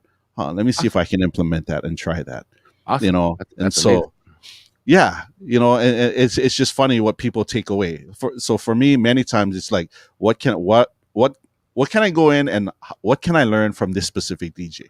You know, and so I do that very often because I'm always learning, always evolving, trying to see like how I can make things better and just better myself, so I can give out that good quality product. I think that's always been right. That's the whole intent. No, I love that. And I do the same thing, maybe not consciously. Sure. But I'll go check on different DJs, see what their, I love the overlay side of things. Unfortunately, like, I spend a lot of time just like looking at that kind of stuff. And the cool little gadgets, like the having the song title come up when the song's played, or that is dope. That is dope, man. Yeah, there's so many cool things you can do now, and like I see some of the guys doing the Snapchat filters and stuff like that. That stuff's super cool. Yeah, and I want to try it, and I kind of geek out a little bit on that kind of stuff. Sure. So I always go to different people's channels just to see what people are doing and see how they're doing first off, but then just see kind of what they're up to and see if there's anything new that's going on in the Twitch world, because every day I see something different. I'm seeing like, whoa, absolutely, that's crazy. I love that. I love the look of that, or I love your channel point redemptions, all that kind of cool stuff. I really like that kind of stuff. Love it. Hey, Flash, really quick, I don't mean to interrupt you, but we're getting rated right now from Kelly Vision. So Kelly Vision, her husband is actually going to be my final guest. She's coming all the way from Cleveland. So there's a whole bunch of people just coming in. So shout out to you, sis, Kelly Vision. Welcome, readers. So many of you. Sorry, I'm missing you guys. DJ, is it Snoopy? I see you. Simply Chris. Aloha, welcome. Hey, Michelle Brown. How are you, Michelle? Happy Aloha Wisdom Wednesday. Thanks for being here. Chelsea Denise. I see you, Chelsea. Thanks for being here. Welcome, readers. Laura 4579. Laura, I see you. Welcome. Aloha again to Kelly Vision. Good to see you, sis. Love you so much. Welcome, readers. Welcome to all of you. Simply Chris, good to see you. Thank you so much. You're here with DJ Flash. Flash is from Ontario, Canada. So welcome to Wisdom Wednesday, each and every one of you. Minnie Prissy, I see you. Oh, man, Flash, what the hell are you doing, man? What are you talking about? Bro, crazy, man. Thank you for the 5-foot sub, bro. Thank you, man. I appreciate you. I don't know what you're talking about, sir. Crazy, bro. You're crazy. But Kelly Vision, welcome, sis. Love you so much. Welcome, readers, all of you. I see you. Stormy Waters, I see you. Happy Aloha Wednesday. Thanks for being here. So yeah, Flash, in terms of numbers, like, so what's the ultimate goal for you, bro, on Twitch? What are we looking at? Just to spread good vibes, to be honest. Like, I love it. Obviously there are goals on Twitch, and everyone says that P word that I don't really love. Yeah. All the time. I mean, because it just added pressure, and I feel like sometimes you change what you do or change the way you play because of that. Sure. And I don't think it should be like that, to be honest. Yeah. In my opinion, like everyone's got their own different thing. Everyone's got their own different way about going about it. Yeah. But I just feel like spreading good vibes and good music. I play a lot of old school stuff. And I feel like long term, that's the demo that's gonna be on Twitch. Yeah. For the long haul. Sure. I feel I don't know. I try to play good music, spread the vibes all across Twitch and Well, you do. I mean, you don't even try. You actually play good music. Thank you. You really do. I'm not saying that because you're here. You know that because I always come back. I always come back to your channel. You see me there frequently. You know, and I appreciate you every single time you come through. I appreciate that. No, in you do. the world, you know. And same here, man. I appreciate the shout out. You know, it's not necessarily, it's very much appreciated, but you know, I'm just there to just vibe and hang out, man. I love it. And again, I use that where, okay, all right, Flash, motivate me because I gotta go and freaking clean the yard. I gotta go wash these dishes. I gotta, all these different things. And Twitch is amazing for that. Like I always turn on Twitch and I'm washing dishes all the damn time. It is, man. And I'm just like listening to amazing DJs, and I'm just like, this is why wasn't this a thing 5 years ago? You know, and the crazy thing now, because of like just online interaction and things, like I'm sure like the radio station has taken a huge hit because of they don't they don't, I don't think they don't really know because they don't. Right. Radio stations are a little bit ignorant, and they feel like they're going to be there forever, and they're not. And that's part of the reason why too. Like I cut back my radio hours to do Twitch just because like I feel like this is streaming in a sense is the future, right? It's not right. It's not playing on a radio station that you broadcast to 1 million people. It's like that's your cap. Yeah. You know, even online radio, like they do stream online, but it's different. It's there's no interaction. It's not very personable or personal. You know, it's this Twitch is amazing. It's amazing for like building a community, and a real community, not just like, oh, I checked you out on your radio show. Right. You know. And at the same time, I think like the bigger radio stations, they're able to sustain themselves for sure. You know, but it's the smaller ones that like, that's where they're just dying off because of just more of the online interaction stuff. Exactly. Right. I'm not gonna lie. Anytime I get on my car, I don't even turn the radio on anymore. I just get onto my phone and then link up and then jump on a Twitch channel, and that's what I listen to. Not gonna as long as you're on audio only. Yep. Because otherwise it just kills you. I think I left my the actual stream on one day, and in one day it ate 20 gigs. I was just like, wow, this is. Are you serious? Right. And we don't have unlimited here. I had to wait another month to like turn my oh my gosh. It was so crazy. But yeah, honestly, I don't listen to the radio anymore, and I play on the radio. I'd rather listen to amazing DJs. Yeah. And again, for me, it gives me a chance to learn more, from DJs that I go and I'll listen and say, like, I don't have to see them, but I can hear it and I can know the difference between the two. 100%. Yeah. So good. Yeah. Love it. Yeah. I love it. So, what would your advice be? Like, someone's new, they come up to you, say someone in your area, or someone just reaches out to you that follows you, been following you for a long time, and say, hey, Flash, I'm looking to start streaming on Twitch. What kind of advice would you give me as a brand new streamer? As a brand new streamer, I feel like equipment is super important. You can't it's got to look a certain way. It doesn't have to be perfect. You don't have to have the most expensive equipment. It's just proper equipment that works properly. Definitely a streaming PC is super necessary in my opinion, or like a dedicated laptop to stream. Yeah. In my opinion, that's super important. And then just straight up consistency. Make a schedule, stick to your schedule. 100%. Like I don't. It's so hard with all the different DJs on Twitch to keep up with the notifications. So if I know BB Joy is on every Monday, Wednesday, Friday at 5 p.m. Eastern time. I know that. Yeah. And that's the beauty of her channel, because I know she's gonna be there every single time. And that's something you can count on, because like, hey man, I ain't 100%. doing anything. Oh, but BB Joy's on. Let me go and support her. Right. She's like, on. Right. Yeah, it's one of those things that makes it so much easier for the viewers to be like, okay, I know she's on at this time, or I know, like I've been doing a Monday mix show for since September, every Monday at 8 p.m. Eastern time for an hour. That's people just know that, and I think that's super important for new streamers. Yeah, and so, just honestly, just and the interactions are the biggest thing. They need to be able to talk to the people, even if they're not the most outgoing. Like, I'm not the most outgoing person. I know that, but I mean, I try my best to make people feel welcome. And when I do no mic streams, I'm busting my ass on my phone, being like, trying to text everyone, being like, hi, what's up? How you guys doing? So I think that's super important. I like one of your streams where you do like a no mic thing. I like that. That's actually a really, really awesome idea to do. I like, hey man, I like that. That's something I might even, I your like people need to hear you talk. Don, your people need to hear you talk. I like your voice. I like they like your voice. They hate my voice. They're like, no. Why can't this guy stop talking? No. It's not they don't like my. They just like me doing stupid things. And my mods somehow they convince me every stream. Mods are pretty convincing, eh? Yeah, they have a gift. That's what they do. Yeah.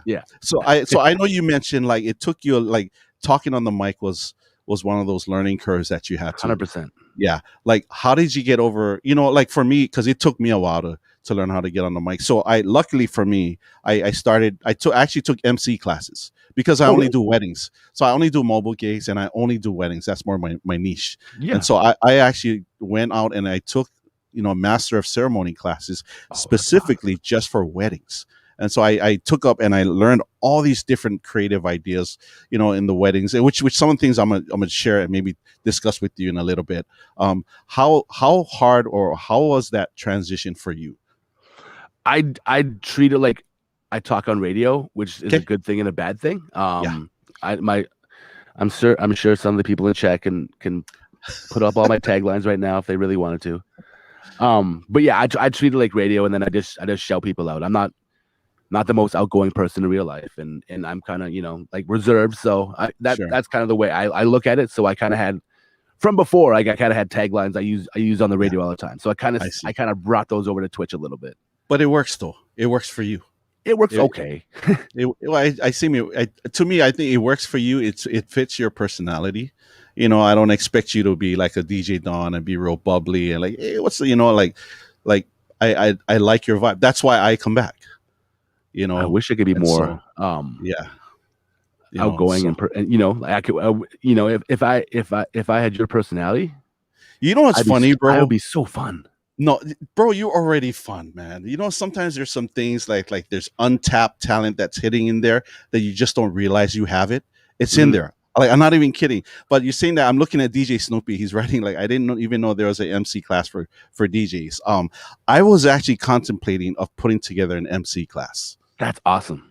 And like letting some of the DJs know and like just doing, I don't know. I'm not, it's just a concept. I got to talk to Dr. Puff because I have the ideas, but he kind of puts things together. I got to talk to Maya and Princess Leono, my mods, and have them kind of hone things in. But yeah, I mean, it really has helped me get on Twitch. It became natural, easy for me because I already, I'm already used to on the mic. I want to share just lounging. I highlighted on the banner. What's it like DJing without seeing a crowd reaction? That's a really good question.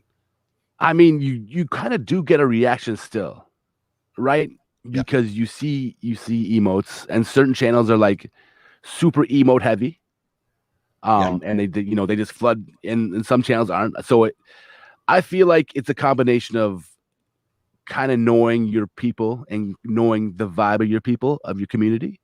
Yeah. And because you don't want to always play the same stuff too, right? You can't. Yep. So I feel like it's a combination of emotes, of just chatter in general in the chat, and kind of doing what you want to do sometimes too. Because I mean, there's nothing wrong with that either, right? Going a little bit off the beaten path and playing some records that you don't always play and playing some different stuff. And I think that's also a great thing too. Yeah. And one of the things that I pick up on that I'm learning on Twitch is just, I watch what's going on in the chat. And if there's something that kind of sparks my interest or like, hey, I want to talk a little bit about that, I'll actually hone on that. 100%. Like something that someone in the chat that said something and I'm like, hey, you know what? So-and-so said this. So like, let me share with you what just happened, and kind of just go off of that and then just make it part of the chat conversation, I guess. That's a great idea. It's perfect. I feel like you should host this MC. yeah, it's just a thought, but I'll definitely have you in mind, and I'm gonna shoot a message out to a whole bunch of DJs. Do I get a discount? You know what, bro? Look, bro, you already know how I am, bro. Like I wasn't even planning of charging anyone. I was just gonna do it, but Well, I was gonna be very selective of who I invite, though. But now you can charge people because now you know people are willing to pay. I know, but I wanted you to be my test subjects first. Oh, damn. Okay, I'm there. I am there. I need test subjects first, and then try to like, holy crap, it works. Okay, let's just start charging people now. Right. There you go. Done. Done. Yes, sir. Yes, sir. So your music, because so one of the things that I've always, I normally will talk about this off camera with some DJs, like, yep. Again, right, our libraries are very sacred to us. They are. That's to an extent. So yes, to an extent. I mean, and for DJs, that's our Bible, right? We keep 100%. Our stuff, and that's our thing that we keep. It's our baby. It's our livelihood. That's the moneymaker right there. Places, where do you get your music from? So I use record pools. I used to use record pools a lot more than I do now. Yeah. Like shout out DJ City. I used to use DJ City like often. For music videos, I do a lot more music videos now too. Yeah. So I use Extendamix, a Canadian DJ like video pool. But I've used them all. Like back when I was doing clubs, I was in every single record pool, like 8 or 9. Yeah. At once. And it was just like life consuming, time consuming, and way too crazy. And I'm paying for it now because now I'm going back and sorting all that stuff that I never sorted when I was DJing in the clubs. And it's taken me years. Like I'm not even close to being sorted or done. But yeah, I mean, that's kind of where I get my music from. Sometimes certain, like the record labels send me stuff and there's obviously different ways to get music. Like iTunes, sometimes if I can't find something. Of course. But I mean, obviously it can't. I don't use the YouTube thing or anything like that. But yeah, that's kind of where I get my music. Well, so I'm highlighting the banner. Telly's just saying that I didn't like you actually tried to start a record pool. Oh, so Telly CC is actually my girlfriend. Oh, Telly, how are you, sis? Thank you for allowing us to have Flash for a little bit. We appreciate you. We love you so much. He's such a great guy. So yeah, of course you already know that. Such a great guy, awesome human being. So I'm happy for you guys. By the way, I officiate weddings, so let me know. Okay, moving on. I'm just kidding, bro. Yeah. So I could imagine right, because it's so different. It's just geographically, like how things happen in Ontario. Obviously, it's very different in terms of Hawaii, in terms of like internet connection, like. Right, because like I guess depending on like the plan and stuff like you guys have on, like how you mentioned you was on and then like you ate up like 20 gigs, so like you had to like, oh man, I gotta wait till next month, right? Yeah, or something like that. I mean, for internet for my house, it's unlimited. Got it. But it wasn't. We tried to start a record pool. Long story short, it was way too much work, and it was I didn't realize how much went into it. Yeah, and I couldn't commit that kind of time with DJing full time as well. And then, we also we have 4 we had 4 bars or nightclubs. So I mean, it was super busy as is, and I eventually I was like, you know what, I'm gonna just leave that alone. These other guys are great at doing this, so let them do this. Yeah, it's not for me. So I'm curious though, like this record pool that you did start out, like, did you already have a name for it? No, because we were just kind of amongst the homies, like got it. My DJ team, like the DJ company that we run, like the ATB, right? Yeah, so there's 18 of us. So I mean, even nice. To begin with would be like good enough. Yeah, to start, and then just kind of expand from there. But nice. It was just we didn't really have a name. It was just called the ATB pool, and we just kind of threw music in there, threw our own edits in there and stuff like that. And this is awesome. Check out this record type of thing. And sure. Yeah, nothing too crazy yet, and we had plans to make it crazy, but it didn't pan out, unfortunately, or fortunately. I don't know. It's not a very lucrative business, I don't think so.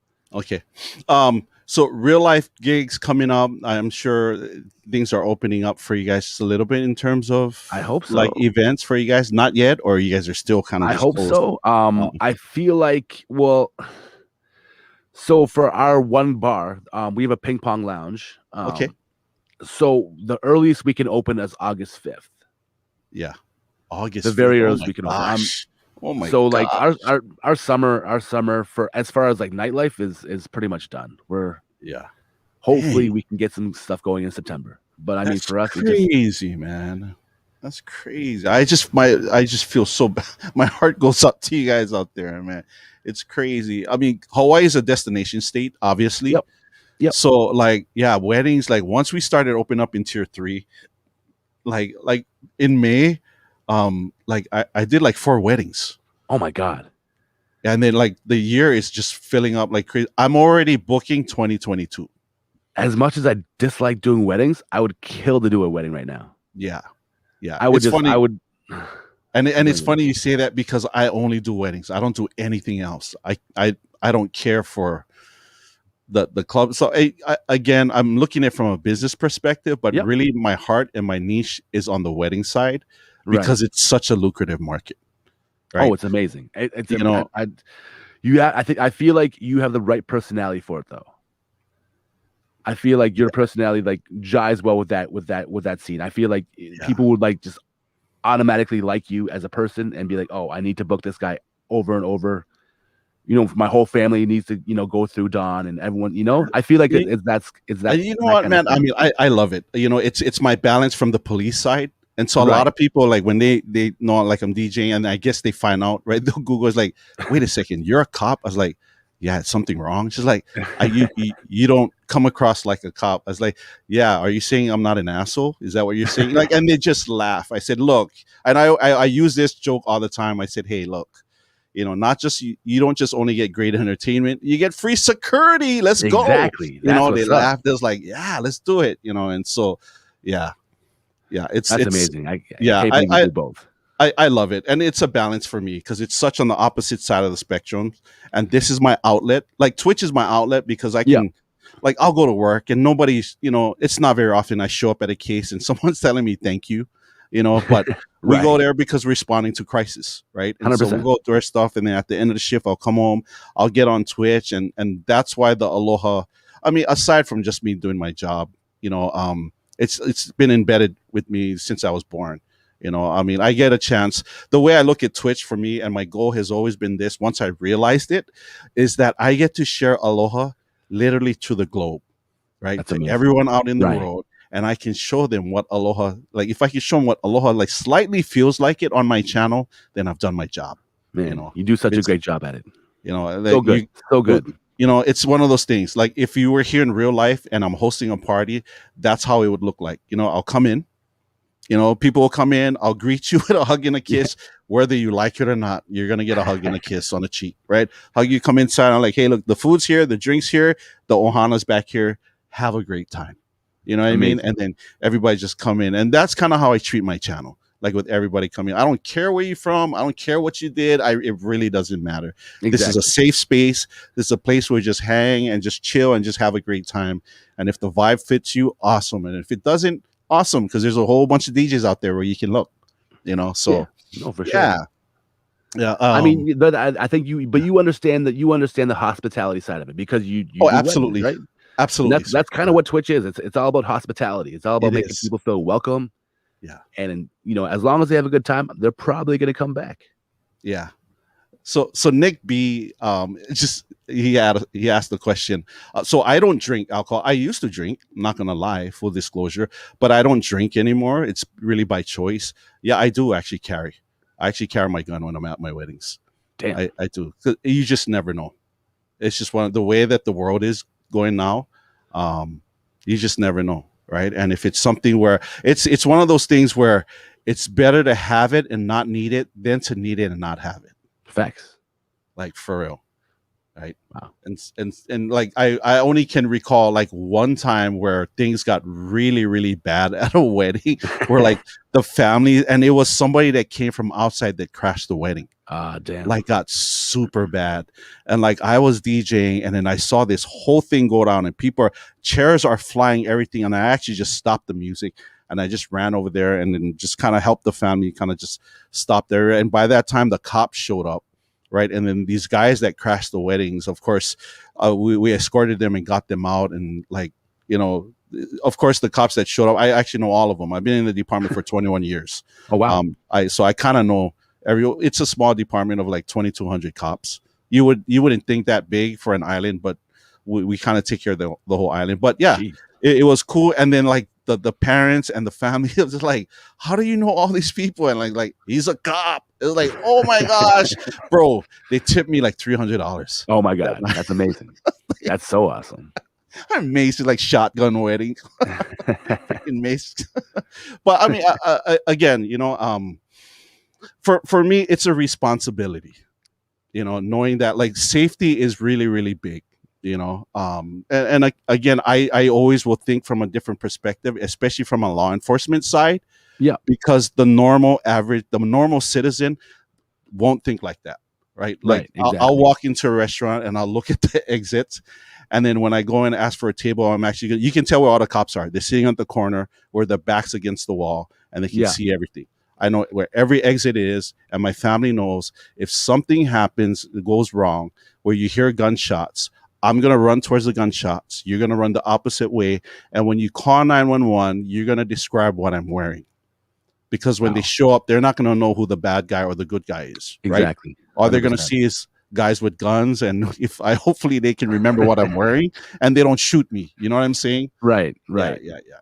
So wow. Again, just all these different things, just all these different awesome. Things. But yeah, that's so crazy. For real. So final question, my brother. Favorite quote, favorite saying, words you live by, words of wisdom. What would that be for you, brother? I mean, for me right now, I picked a quote from Jay-Z, one of my favorite rappers of all time. Love it. Love it. And it's a super simple quote. The quote is, you learn more in failure than you ever do in success. Amen. And it's so true. And I mean, even with what's going on with Twitch right now, like, amen. I did apply for a partner and I got denied. Okay. And so it just, once again, this rings so true that, I'm just learning to do things a little bit different and do things a little bit better. And hopefully next time the opportunity comes around, maybe we'll get it. Maybe we won't, but maybe we will, Yeah. Just learn from every mistake. Well, just getting to that point where you can actually apply for a partner is huge, bro. Huge. Super blessed and super thankful. Yeah. And it's amazing. And from what I heard, I was going to get denied anyways, but my goal was actually to apply. Yeah. And so that, that was one of the goals, and I hit that goal, and, nice. I didn't get it, which is fine. I don't, I'm not going to be mad or sulk or anything. I'm just going to stream and hopefully, hopefully we can keep on growing our community and build with the mods and my mods are so amazing. Shout out to all my mods. Awesome. A lot of them are probably sleeping. Yeah. I know it's super late. Big up Sesu. Sesu. Yeah. Sesu, my brother. Yeah. But Mini Priss is one of the mods, and Telly CC is another mod, and nice. They do such an amazing job with the channel, and I just owe everything to them and to I agree.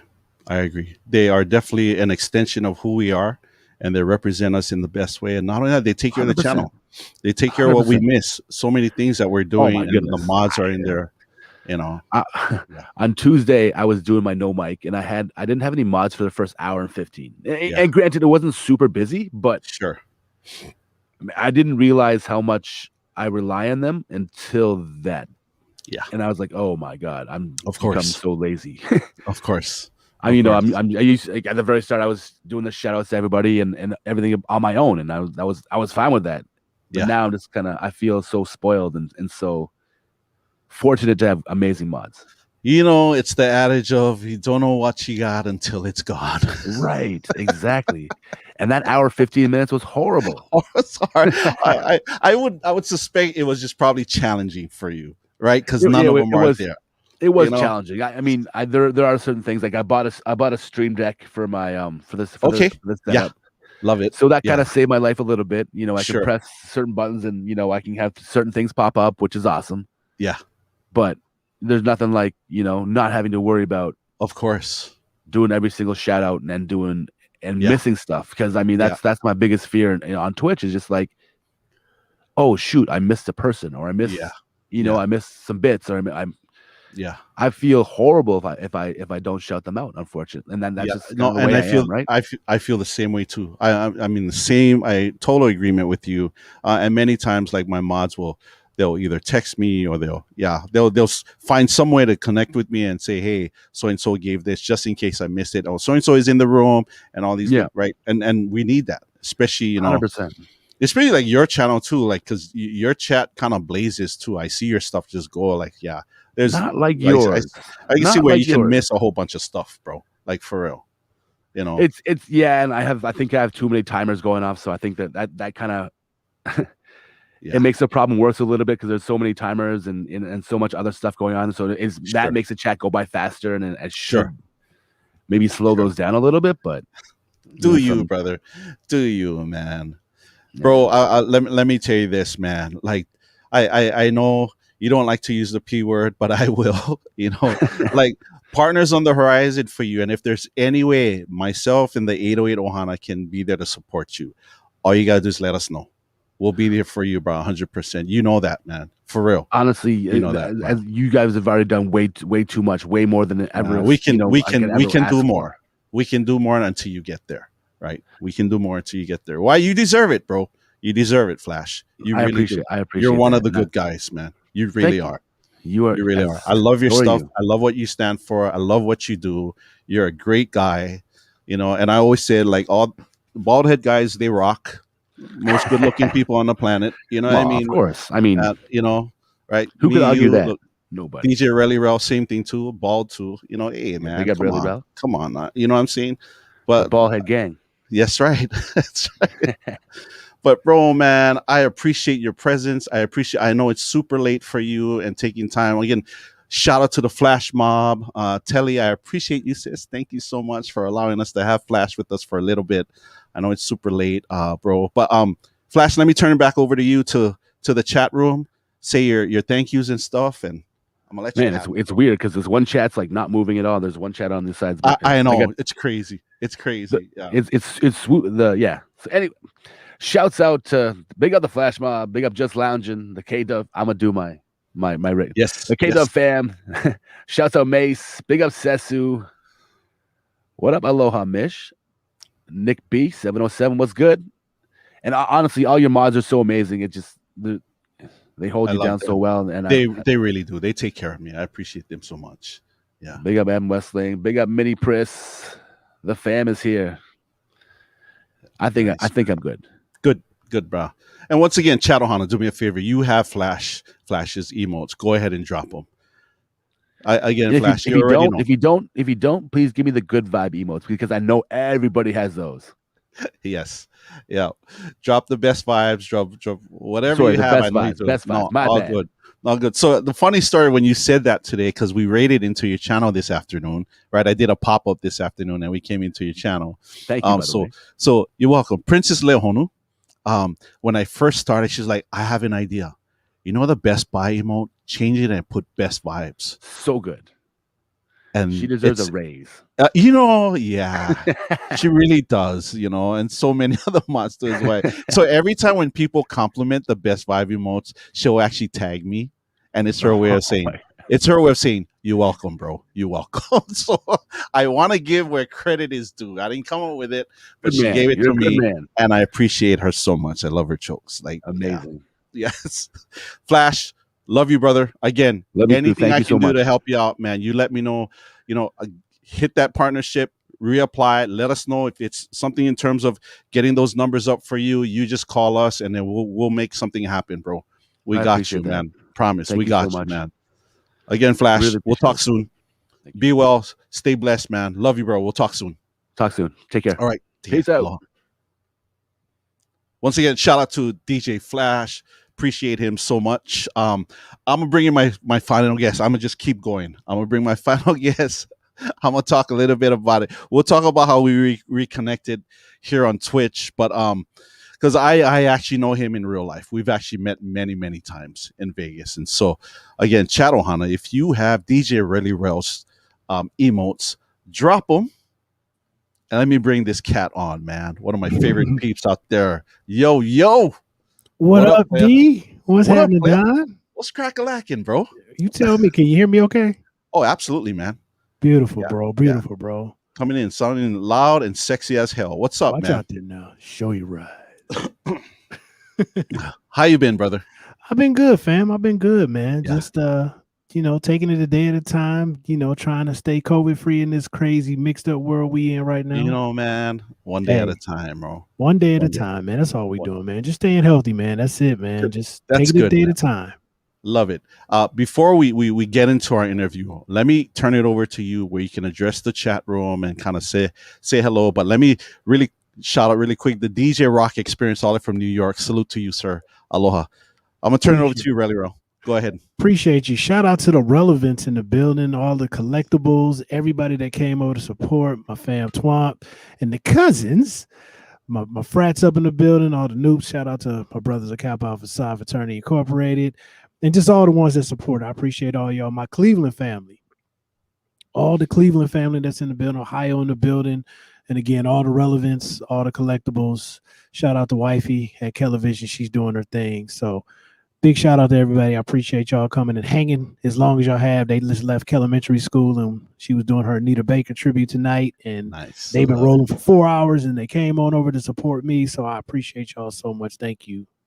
Appreciate you. Yes, amen. I appreciate all of you, here to support our brother Rell E Rell. But not only that, staying on this long. I know it's almost 1 a.m. for all of you, and yet you are here. So mahalo. From the 808 Ohana, God bless you guys. Thank you. You're here. You're not. You're still with us. You're still here with us spiritually. So we appreciate you, and we appreciate all of you again. For sure. So, man, so you want to share with the whole group like how we're connected somehow. You want to share, bro? I'm gonna have you tell the story. Well, man. yeah, we go on in it. So I believe this was 2016. Yes, sir. We were in Mobile Beat, Las Vegas. So Mobile Beat put together, they had a DJ convention that's been going on for like 20 years. At this point, it's probably about 19 years. Yeah. We went down there, DJs from all over the country, and it's basically a 3 to 4 day convention for DJs. You're like, a convention for DJs. How much fun is that? That was amazing. In Vegas, go figure. In Vegas, of all places. So we're there. And they have vendors set up and they got, entertainers, everything's there. So us, just learning to master our craft and do well. And then in one of those seminars, we're in there and I see this guy in there full of all this energy and just having a ball and just giving up so much good vibes. So we just all started hanging out as we started being at these different meetings. And then we just took to each other and was like, yo, we gonna hang out the rest of the weekend and everything. And he was telling me he's from Hawaii. I'm like, Hawaii? I'm like, man, everybody came from all over. So we're just meeting people from all over. We hung out that whole weekend, brought me some macadamias from the hometown, so I'm like, yo, this is just love. So we just hung out. We exchanged information after the weekend and everything. Say, hey, we're going to keep in contact. We all went our separate ways. And we kept in contact for that first year or so. Too, we just always, shot each other emails when we could and follow each other on Facebook. And IG. Kept in contact that way. And then, we get busy and I didn't go back to the convention. I went one more year. And then after that, I didn't go anymore. Yeah. So I didn't see a lot of the same people. I saw a few people every now and then, but we still kept in contact. But then we just didn't see each other for probably about 3 years. And thanks to Twitch, we were able to reconnect. Yeah. Yeah, so, you guys, I think it was DJ Hendog. They raided into the channel. So right? We were hanging out with Kayleanne and Hendog. She was like, yeah, you got to come hang out with one of my bros, Hendog. I was like, all right, fine, take us over there. So it was a Friday night and I was going to go on and Kelly and I were doing some things. And I said, you know what? It's late. I'm kind of tired. Let's just hang out. Let's go down in the lab and just start making some music, working on some music. So we said, we'll throw on Twitch in the background. I was like, yo, Hen Dog was on. So we was like, oh, let's go hang out with Hen Dog. Cool. So we were hanging out with him. We were doing stuff in the studio. So we were kind of working and lurking at the same time. And at the end of it, he was like, yo, okay, we're going to get out of here. We about to do a raid. We're going to raid my brother Don, you know, my homie from Hawaii and everything. And I'm like, man, Don. I said, wonder if that's Don. Nah, it can't be the same Don. It can't be. He's like, Don for me. And I'm like, whoa, what? What did he say? We get on the raid and we get over there. I'm like, yo, Kale. I said, you're not going to believe it. I said, that's Don. She's like, Don from Vegas? I'm like, yeah. I was like, get out of here. Small world. Had no idea where we were going to be raiding. He just said, I'm going to see my brother Don. And what were the chances that it would be this brother that I met 6 years ago in Vegas, and we had lost connection and we just reconnected like that? It was crazy. Yeah. That was an awesome moment, man. Crazy. Awesome moment. But that was dope. So dope. Yeah. Yeah, because after I raided out, we actually called, right? We talked to each other. Yeah, like we FaceTime each other. Afterwards. Like we FaceTime each other. We stayed on for like about an hour or so. Like right. Afterwards, it's like, that's crazy. Yeah. That was super awesome, man. So welcome, man. Been trying to get you on the show. I know our time differences are crazy and stuff.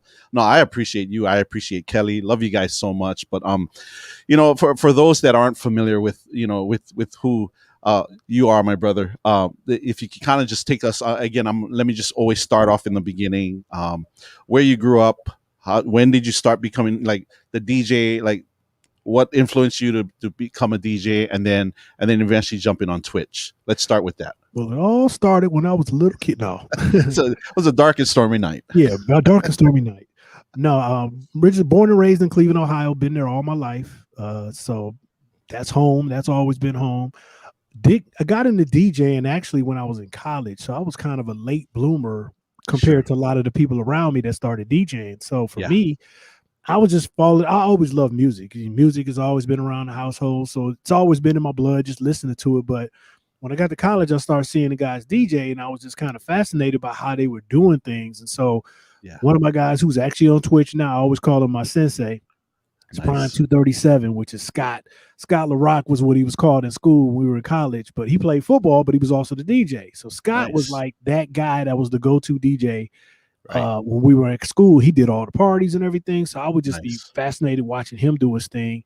And then talk to him about it. And then there was another friend of mine named Walter who had equipment, and I didn't know this guy was a DJ. I was like, you DJ? He was like, yeah, he was listening to mixtapes. I was like, who made this? He was like, I did. I'm like, you DJ? He's like, yeah, I got all this equipment at the apartment or whatever. So he said, come on through sometime. I was like, okay. Went through, hung out with him. He was showing me a couple of things. And then, you know, as DJs, you know, you can't teach anybody the ear of how to pick up on that. You just have to pick up the ear for music. So, and that's basically being able to distinguish, hear 2 and 3 and 4 and 5 different things at the same time and be able to separate them. And once you caught that bug, man, it was like, you know, I'm not a drug addict, but they always say it's like a crackhead trying to find that high again, or that heroin addict. So for me, I fell in love. I was like, oh, next thing you know, I'm up 3, 4, 5 in the morning, got class at 7 because I'm up there playing with music and everything. So basically in 1991, basically is when it started for me. And then from then on, I just started, you know, practicing more and more. And then when I graduated from college, I took some of the equipment that I had from one of my other frat brothers who didn't have any, he wasn't using it. It was in storage. He let me take it home, brought it home, was using it then. And it eventually got to a point he was like, yo, I got to get my equipment back. I'm doing some other things. So I was like, oh, there goes the turntables and everything. Well, meanwhile, I had started doing stuff for the family. You're like, oh, I don't have family picnics. I don't have the turntables. They're gone. Yeah, you know, doing the family stuff, getting practice. Sure. And my uncle, God rest his soul, he just passed away this past year. He was always like the one that's always, you know, inspiring and keeping us moving and everything. So he was like, you know, you're going to do the picnic this year. And I was like, no, I'm not going to be able to do it. He was like, well, why not? I said, I was using my buddy's equipment. I got to give it back to him and everything. He was like, nah, you got to do this. I said, well, you know, I don't know equipment. I can't really do it. So it is what it is. And I was pretty much about to be done DJing at that point. He was like, no, he said, you know what? Run me to the house real quick. I was at his job, took him home. He said, you know, what do you need to DJ and everything? I said, well, if I was going to buy everything, I probably need about $1,500 to get everything I needed. That was turntables, mixers, speakers, amp, everything at this time. This is back in 1994. Sure. He said, all right, I'll be right back. I was like, whatever. Took him in the house. He came back out. 4,000. He said, here's $1,500. He said, look, he says, you have a gift, you have a talent, and I don't want you to Nice. waste that. He says, you are good at what you do, and I want you to see you pursue your dream. That's awesome, Take man. this money. He gave me that money right there on the spot. And I'm looking at him like, are you serious? He was like, yes, you have a gift and talent. You need to go do this. And I said, Uncle, I promise I'll pay you back. He said, I know you will. And he gave me that. I went, I bought all my equipment from Upstairs Records in New York City, ordered everything. They shipped everything. And yeah, right, RDS 1994 prices for real. Yeah. What's so funny is what you're looking at in front of me are the original turntables that I bought in No way. 1994. My Techniques 1210s MK2 Dang. that you're looking at right here. That's what I bought, and I still have these. That's But when I crazy, started man. getting back, I started doing events and kept honing in on my craft, and I got, pretty good at it. And people started wanting to hire me to do weddings and other events. And next thing you know, I was pretty much a working DJ. And I took that money that I made when I started and I paid my uncle back. And I gave him all his money back, and I thanked him. And it's funny because a lot of people nobody really knew that story. My wife, I told Kel about it, when she was around when I was starting to DJ, and I told her about it. And they was just like, that's crazy. So yeah, so shout out to my uncle for just believing in me and all those that supported me. Initially when you start DJing, a lot of people like, you ain't really doing nothing. That ain't really no real job. And I'm like, it's a lot to it, And eventually, as time went on, they saw how serious I was, and I started getting bigger and better events, and my name kind of grew. And so that's the short story, long story short. I love it, man. I love it. I love the stories, man. And it also goes to show you that, every DJ story or everyone's story, at some point in that journey, there was someone key, that was there to help you. I love that. Yeah, that's crazy, man. Oh yeah, it's crazy. It was amazing. I couldn't believe it. When he told me he was gonna, here's the money. I'm like, what? I'm like, do you realize how much I just told you that was gonna cost? And he like, it wasn't nothing. He didn't think about it. And I was like, wow. Nothing, So, that started my career pretty much as a DJ. I love that. There's this one young man, and I keep in contact with him on a regular basis, but I met him when he was 14 years old. I actually met him in he was in the boys' prison. And so during that time in my police career, I was part of what it was called in the department. It's still called community policing team. Okay. And our job was to go into the communities, speak with businesses, faith-based organizations, schools, and just find out like what are some of the issues and concerns they have. And see how we can work with them. And so this one specific church group actually invited us to go over to the boys' prison and talk to some of the young men there. And so me and one of my B partners, and of course we're a plainclothes unit, so we're not going to go in our police gear, right? Because already we walk in there. You imagine in a prison, they see two cops come in, and they're not going to want to talk to us, But we were in not the popo, definitely, big no for the popo, right? And so we walk in, we sit down, and the church group introduced me and my B partner, and it's like, hey, we got Officer Don and Officer Taylor here, and they want to just share some things with you guys, And I actually got up there and I said, hey, I have a question for you guys. I said, I already know what you're probably thinking. So I'm going to ask you this and share that with me. What is the first thing you heard when Pastor so-and-so said, hey, this is Officer Don and Officer Taylor? What was the first thing came to your mind? And we've heard it. I heard everything, right? They were calling us all these pigs, bitches, like F the cops, and I said, speak freely. Like, I'm a grown-ass man, speak freely. Right. Like, I want this space for you guys to just speak, right? And so they were just sharing. And so I run a personal development company. That's one of the businesses that I own. And so my business partner and I, unbeknownst, we lost Rell. We just lost him. Sorry. We're going to wait. It happens. I'm not sure if Kayleanne stops their internet after 1 a.m., but we'll wait till he comes back. And And here you are. I There I got am. you. I got you. Okay, sorry. Welcome back. I don't know if that was on my side or yours. I apologize. It might be me. We've been having mad internet issues for the last all okay. day. So it could have been us. I'm just sitting here and all of a sudden it said, oops, Yeah. try again. So Yeah, I just saw that. Okay. Yeah. Sorry. We'll make sure to monitor it. Oh, we're Hopefully it stays. Yeah. But you know, We're back. we're back. But by the end of that hour, because we Yep. just started to talk about a whole bunch of different things. Mhm. But it really, I think what got to these young men was we spoke to them as human beings. We didn't talk to them as like, we just spoke to them as human beings. By Right. the end of that 1 hour session that we did with these young men, we left with them saying, hey, Uncle Taylor, Uncle Don, because in Hawaii, everyone's uncle and auntie to you. Right. It's a term of respect, right? Like we can go to a party or meet someone for the very first time, and we'll go and we'll say hello to everyone. And my boys, the kids, they know they'll go and they'll kiss, hug everybody. Hey, auntie, hey, uncle, and it's just a term of respect that we have here.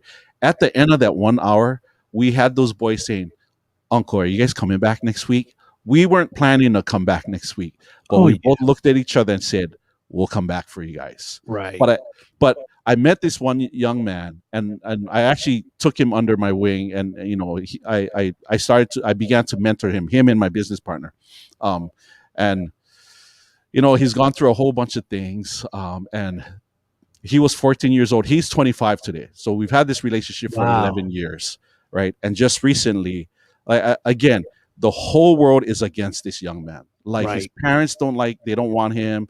He's a crack baby. He's one of those, right? And then had, broken home. Everything that he does, he tries, he fails because just his perspective. But we were able to help him. Right. And so he actually he owns his own landscaping business. Oh, that's awesome. Very successful. He has 2 kids. He has his own home. He doesn't own it yet, but he's doing his thing. He's doing something he loves. He doesn't want to work for anyone. He's working. He's out there hustling every day. A month ago, he calls me in tears. Uncle, I was like, what's going on? Like, how's your business? Like, I helped him get his business license. I paid for it, put everything together. I bought his business insurance just to get him off the feet. Within the first 6 months, he made like 40 grand. Wow. Like, that's how hard this kid hustles. That's crazy. That's awesome, though. Like, so that's he was poured into him. That's what. Well, it's the same thing like your uncle. Yeah. It was somebody like that. But then about a month and a half ago, he calls and he's like, Uncle, I'm gonna give up. You know what? Again, life is happening again. I thought I was doing really good. I'm gonna hang up the landscaping business. I said, well, what's going on? He goes, well, a truck broke down. My dad's trying to help me, but but basically the dad, then they just kind of iced him out. They didn't even want to help him. They said they were going to help him, but it came with some attachment. Like, if I'm going to help you, I want this, and this from you. And he couldn't provide it because he has a family he has to feed. Right. And so they abandoned him, and his truck's like in pieces. So he's like, okay, what do we do? He goes, well, I'm actually collecting cans. I'm using my wife's small little, she has a small little Scion to take my landscaping stuff to do business. Like, he's trying everything. Right. So he goes, I said, what else can you do? Right. And I'm pushing this kid. I'm trying to see how much more he can give. And he goes, well, another option is I found a used truck. It's $5 grand. It's a really, really good condition. The boy also does mechanic work, so he knows his cars. Right. He goes, the problem is I don't have $5 grand. So we give it to him. Wow. We give it to this boy, bro. We give it to him. And you should have seen, like, he was in tears because he said, even my dad abandoned me. Nobody. Wow. I said, I have nobody to turn to except for you and Auntie Bella.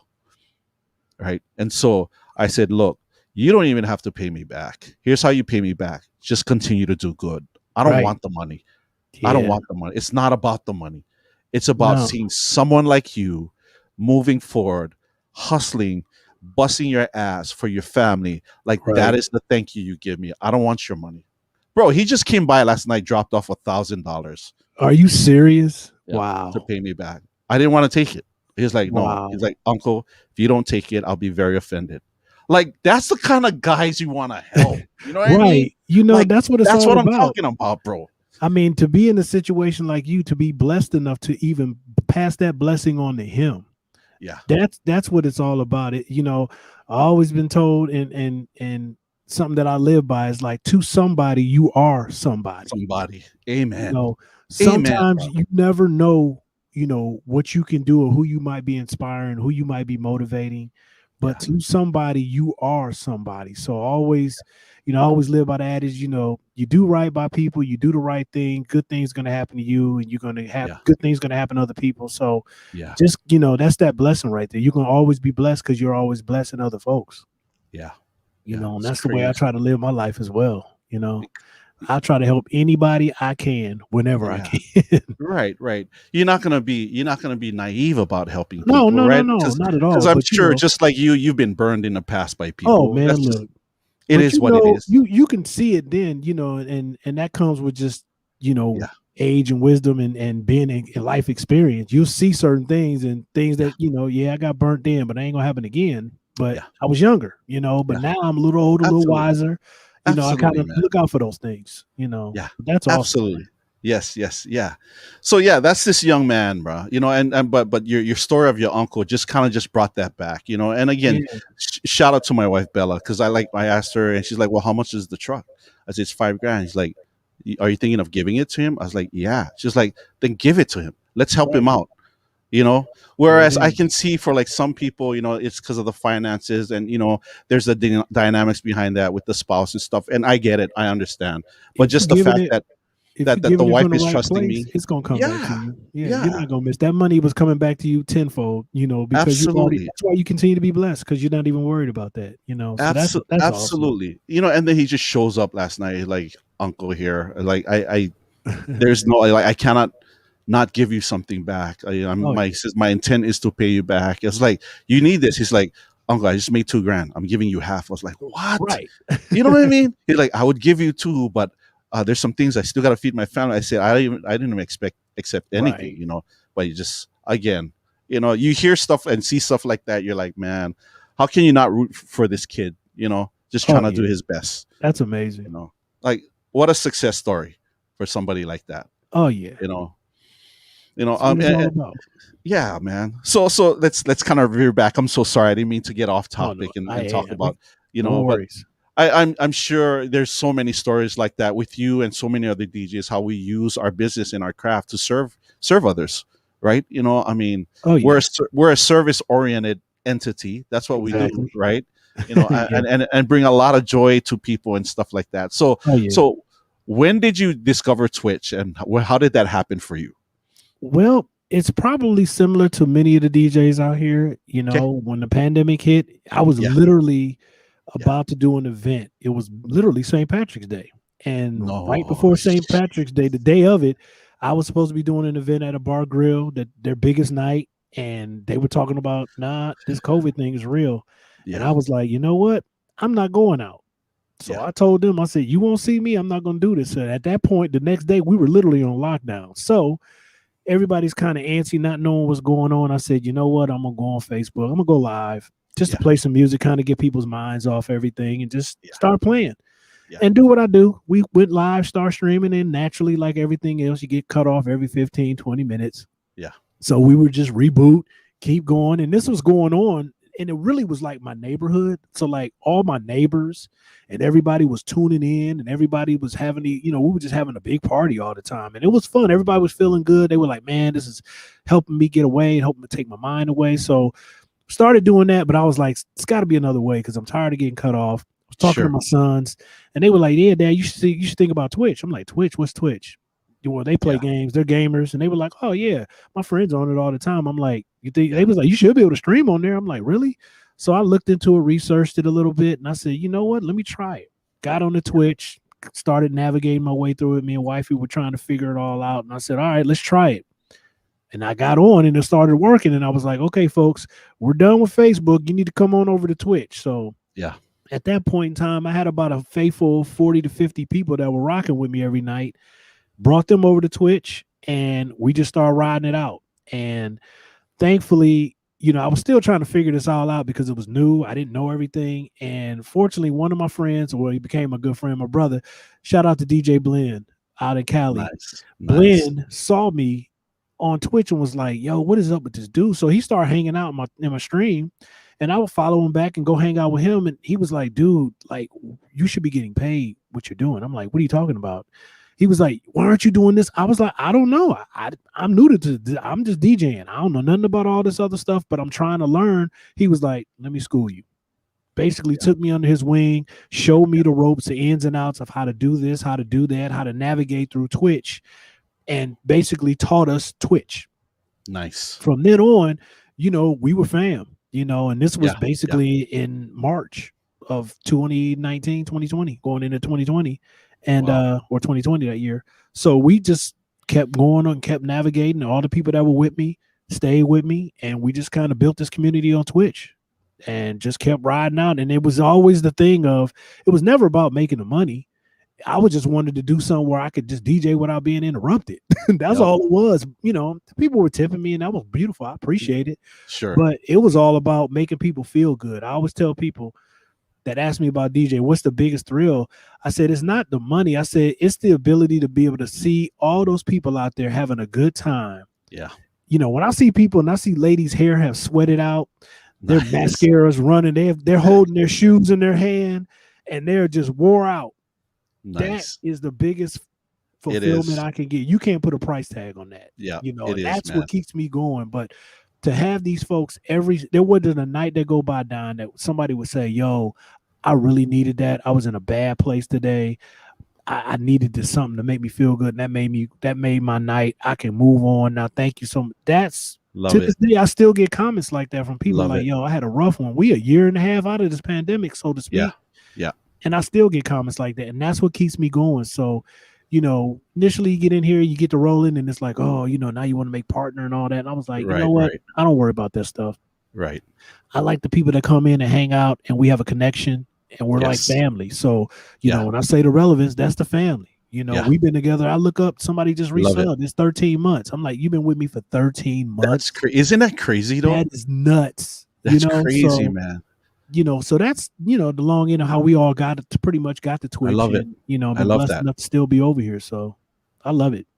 Do you still have that feeling like every time when I see someone clicks on that follow button, every time on street, like it's such a blessing and an honor for me. I love it. Especially when I see people in the chat and they go, "Hey, I'm new to Twitch. This is my first time here." And I you love came that. to my channel, and this is your first time. They could have gone anywhere. They could have gone anywhere, and they come to your channel. Like, how crazy is that? That is the best feeling in the world. I'm like, welcome. We have a very welcoming family. Relevance. Yes, I'm like, hey, y'all welcome everybody. Let them know. Make them feel at home. Get them comfortable. We try to bring you up to speed, and kind of, everybody's trying to figure out how to navigate through this whole Twitch thing, and then learn all the language and what's all this stuff flying across the screen. And absolutely. So, but it's awesome. I love that. And after reconnecting with you on Twitch, like I already knew you were going to be successful which is why I would always find you every time we'd meet up at Mobile Beat Las Vegas. Like, where's he at? Where's he at? I know it down here. Like every time, always like, well, okay, I got Mobile Beat coming up. Okay, I gotta pick up those chocolate macadamia nuts. Okay, this one's for Rell E Rell. You know what I mean? I know I gotta put 2 on the side. This is for let's not get this guy, but this is for, you know what I mean? Like, for real. That's why I would always find you. I gotta get this to you, man, because I knew because your personality, your character of just who you are, the Hawaiian word behind it's called ano, your energy. It's the spirit around you, your ano that you carry on along with you. Again, light begets light. I appreciate that, because that's exactly what I get from you. And me and Kelly were laughing, and it's like, I said it's something. I said, the Black community and the Polynesian community are so much alike, because the passion and the love and the forgiveness, it is such very similar, warm. It's very similar, inviting and homey feeling every time I'm around. And I'm like, man, I don't care who I met. I said every person that I met of Polynesian descent is just so freaking amazing. It's so much love, and it's just, you just feel good when I'm around them. I'm like, oh, I just love it. So I was just like reconnected with my brother, So yeah. I'm like, that's love. Super good. Yeah, that's how I knew. Like, oh man, you've been on Twitch for a while. I already knew you're. I was like, dude, you been over here all this time? I said, yeah, it figures. I knew it. We just hadn't connected yet. I'm like 9 months. Yeah, you've been over here a year too. Yeah, okay. Hey man, shout out to DJ Alpha Music. Yo, Alpha, I didn't know you're at Mobile Beat too, bro. Oh, You know you what? there too? That's How's what's that? up. Yeah, I know. You know what, Alpha Music, bro. There's a lot of people that was there. I can't speak for Rell E Rell, but I was small time, so you probably didn't know me because I was small time. Oh man, You know I what I'm was saying, bro? look. I'm a wedding. That was a wedding DJ. I'm not the club DJ. I did my little club, Me little too. spots back in the day, but that's how it's so funny when I see a lot of these guys. Once you start getting on Twitch and you kind of see who all these people are, a lot of these guys are club DJs. So Yes. when you see the big names and stuff, these guys, you got residencies at the biggest clubs in Vegas and New York and Cali, everywhere, so Yes. when I see myself in here and I'm like, I'm kind of with the big dogs in a way, but I'm just a private event DJ for the most part. That's, Yeah. so it's pretty awesome. So like how is like weddings? You guys are back out doing things, real life events for you guys already? Because like Flash, Saturday. Canada's still closed down, man. I didn't realize that. That's weird. Messed up for Canada, in Ohio, man. I feel bad for them. In Ohio, we've pretty much been kind of like doing our thing, but with caution, so to speak. Now, the governor just literally today was the first day of everything opening back up, no restrictions, and I'm like, yeah. So, I know I got to be back out here. I was blessed and fortunate enough that I never caught COVID during that time. I got, once the vaccination was available, I was leery at first, but I went on and got it, because by day, I work in the schools. I'm a bus driver. So I drive kids around all day. And a lot of these kids were getting sick on a regular basis. And I'm around these kids. So I'm like, let me go ahead and get this shot, and I was blessed enough to not ever get sick, but I wear my mask every day and do all the things. But literally, Don, when all this stuff happened, I didn't go anywhere for a whole year. I went to work. I went to the store to restock up and I came back home. I didn't go anywhere. I didn't go out. I had no desire to, so I stayed in and did everything to try to keep protecting myself and my family. Sure. But now, and we're all probably starting to see it now. We've all been on Twitch over a year or so now. And now that the world is kind of opening back up, people aren't in the streams as much as they used to be because they're getting back to their regular jobs. Now they got to go back to the office, and now they're getting back out to the weekends where we're going out. And for us, in real life, I was telling wifey, I literally got 5 calls today about doing events that typically were canceled, but everybody's like, okay, we're open back up. Are you available this day? Are you available this day? And I got weddings booked. Nice. When the pandemic hit, I had about like 10 weddings that canceled on me just like that. Yeah. And they were trying to reschedule, but now they're rescheduling, they're getting them back on the books, and I'm already doing stuff for 2022, already getting those booked up. And then, trying to finish out the summer and try to, get some of these other events in. So we're trying to do it now. We're opening up with caution, and I have people text me your request. Don't come up to me. Right. Yeah. I'm really text me your request. Like, text me your request. I didn't like them when they weren't before the pandemic. I didn't want you in my face, but it is what it is. No, crazy. So let me ask you this question, right? And because you and I have been to Mobile Beat Las Vegas, we've learned all these different workshops that we've gone to.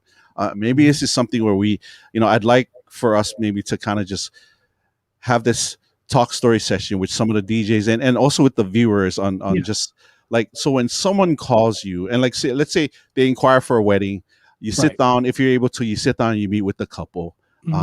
Usually what's usually the first thing that you kind of share with your couples for you? For me, my thing is I always let my couples know, look, this is your event. Yeah. Nothing is pretty much off limits, so to speak, but I'm not here to tell you how to run your event. However, I will give you guidance.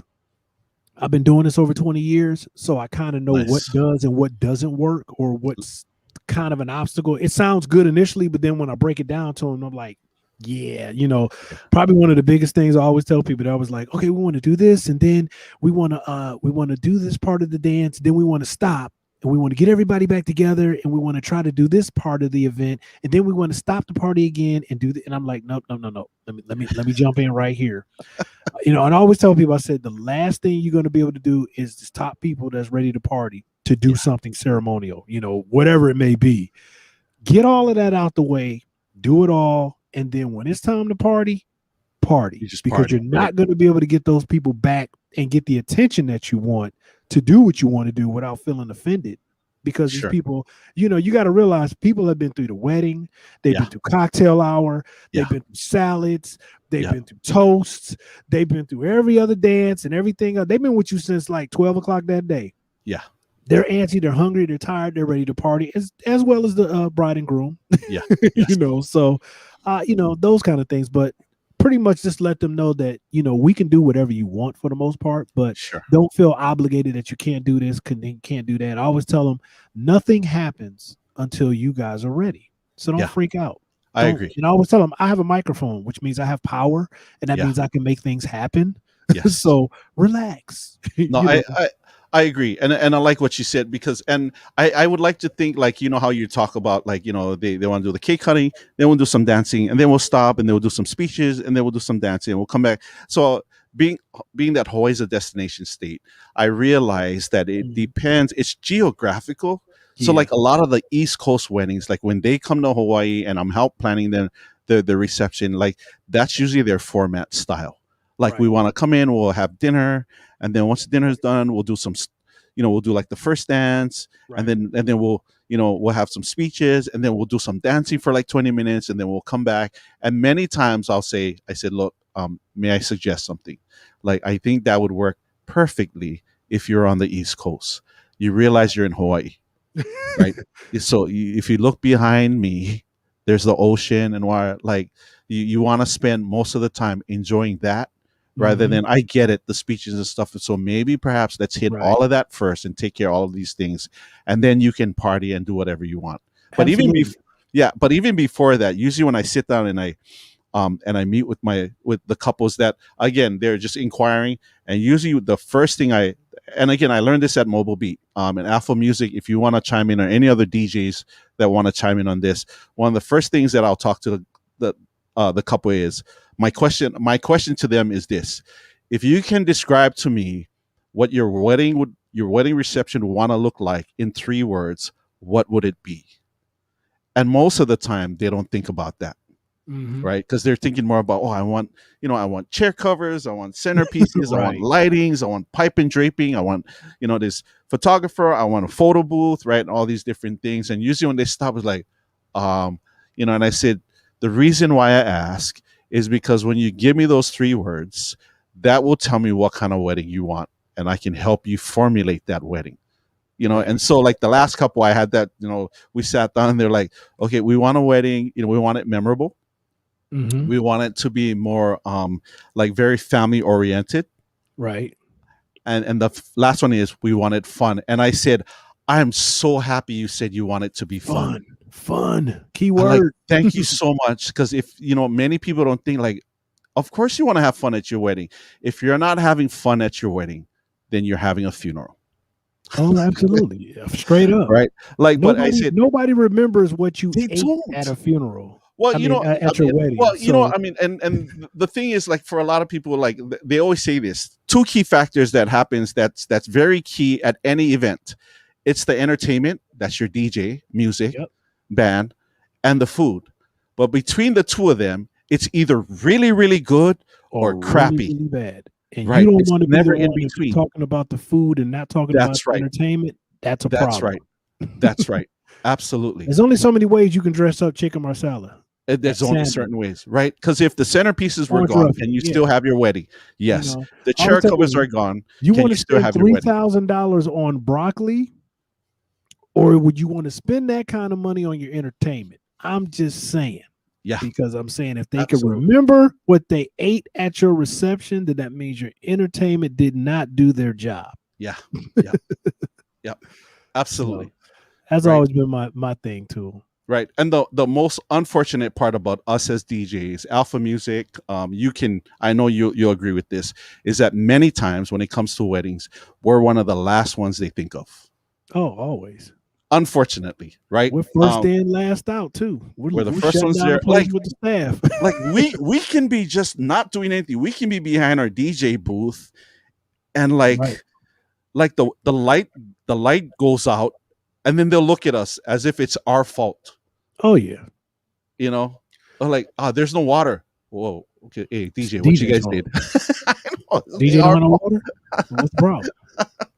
right? What's DJ? It's Like for real? crazy. I'm telling you, it's Yeah. crazy. It's crazy. It's a different world. I mean, and I try to work well with the, I love when the halls work with me. Yeah. We get a lot of resistance a lot of times as DJs. You can attest to that in terms where all Yes, of a sudden the hall, we're the hired help and they treat we us are. like the help. And I'm like, look, we're here to work together to make this couple's event go over well. So it will behoove you to work with me so we can get things done in a timely and in a professional manner so everybody's happy, and those people that spend all this money for you and I Yeah. can be happy, so it's a different world. But like I say, It hey, is. you already It is. know, Alpha, first in, last out. All day. We are all the time. We are Yeah. many times. Yeah, Uh, it's wild. yeah. Right. And again, it just depends on, right. I mean, for me, like when I sit down with a couple, it's really about me. It's not only just a sales pitch. It's more of educating them Oh yeah. of what a reception can look like for you, Oh yeah. right? Because somebody like us do it on a weekly basis. Oh Most yeah. people will do it once, maybe twice, right? And Oh if they yeah. are doing it twice, for someone who's like, it's my second time, it's his or her first. I'm Right, really here right, for them. right. You know what I mean? Right? Whereas like we do it on a weekly basis, so we will foresee all these things that may come up, and we'll Oh share yeah. that with them. You know? Definitely. I mean, I don't know how many times we've seen things, and that's coming from the other vendors, from maybe the photographers and the videographers and all the other things that can go wrong. It's like I've seen everything pretty much. I mean, like I said, 30 years doing this, I've seen a whole lot. It's Yeah. not too many things I haven't seen go, Yes. Yes. So Same like here. I said, I can give you Same my here. suggestion, but Yeah. Same here. oh yeah, Snoopy. Yeah. That's always a tough one. I just saw his comment That's a about, great. It's a great comment. Yeah. with the one of the explicit songs, and it's Yeah. tough because you're always auditioning at every Yeah. event. I always tell every DJ when you're DJing, I said, remember, every event you do, I don't care if you're new or if you're 30 years in the game, Yeah. every event you do, you're always auditioning for your next event. You are. So when people, I mean, I've had that come up a many a time. We want the explicit versions. I'm Yeah. like, are you cool playing that in front of your pastor? That's right here. That's still in the room. And that's, Yeah. I'm like, I just have a problem with it too. Or your grandma. Your grandmother, everybody, and I'm like, it's a respect thing. So, Yeah. I'm like, at the club, hey, it's all game. Do what you got to Different do at the story. club. But at a Different story. wedding, I always Yeah. tell people, you got everybody from 18 to 80 there, or Yeah. 12 to 80 years old, 10 to 80 years old if you got kids there. So, I try Yeah. to telling people, be mindful of that, so. Snoopy, my response to you, Snoopy, I always use this, and this is my catch-all. This is what and let me share a story. I actually had a couple that sat down with me and said, "Look, we want all explicit," and again, just like with you, Ro, I told him, I said, "Well, like I don't know, like your pastor, grandma, I was kind of trying to ease into it. Oh Like, yeah, for sure. we don't care.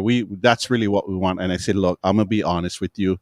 It's actually my policy, my philosophy, and my character, not only on the line, but it's just I don't play that kind of music. And if that's what your focus is, Not the I can DJ refer, thing. yeah, I can refer you to other DJs, and they can play that for you. I Yeah, say I'm not gonna compromise who I am and what I stand for just to exactly.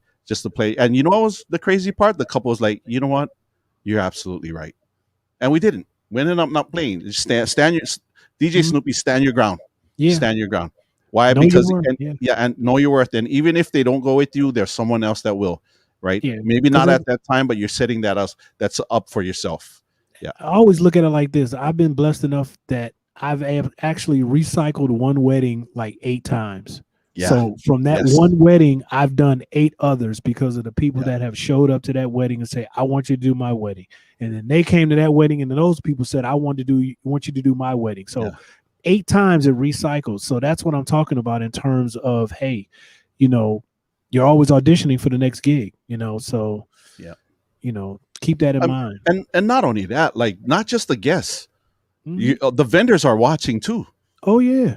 You know what I mean? Like they're your potential clients too as well, not just the guests.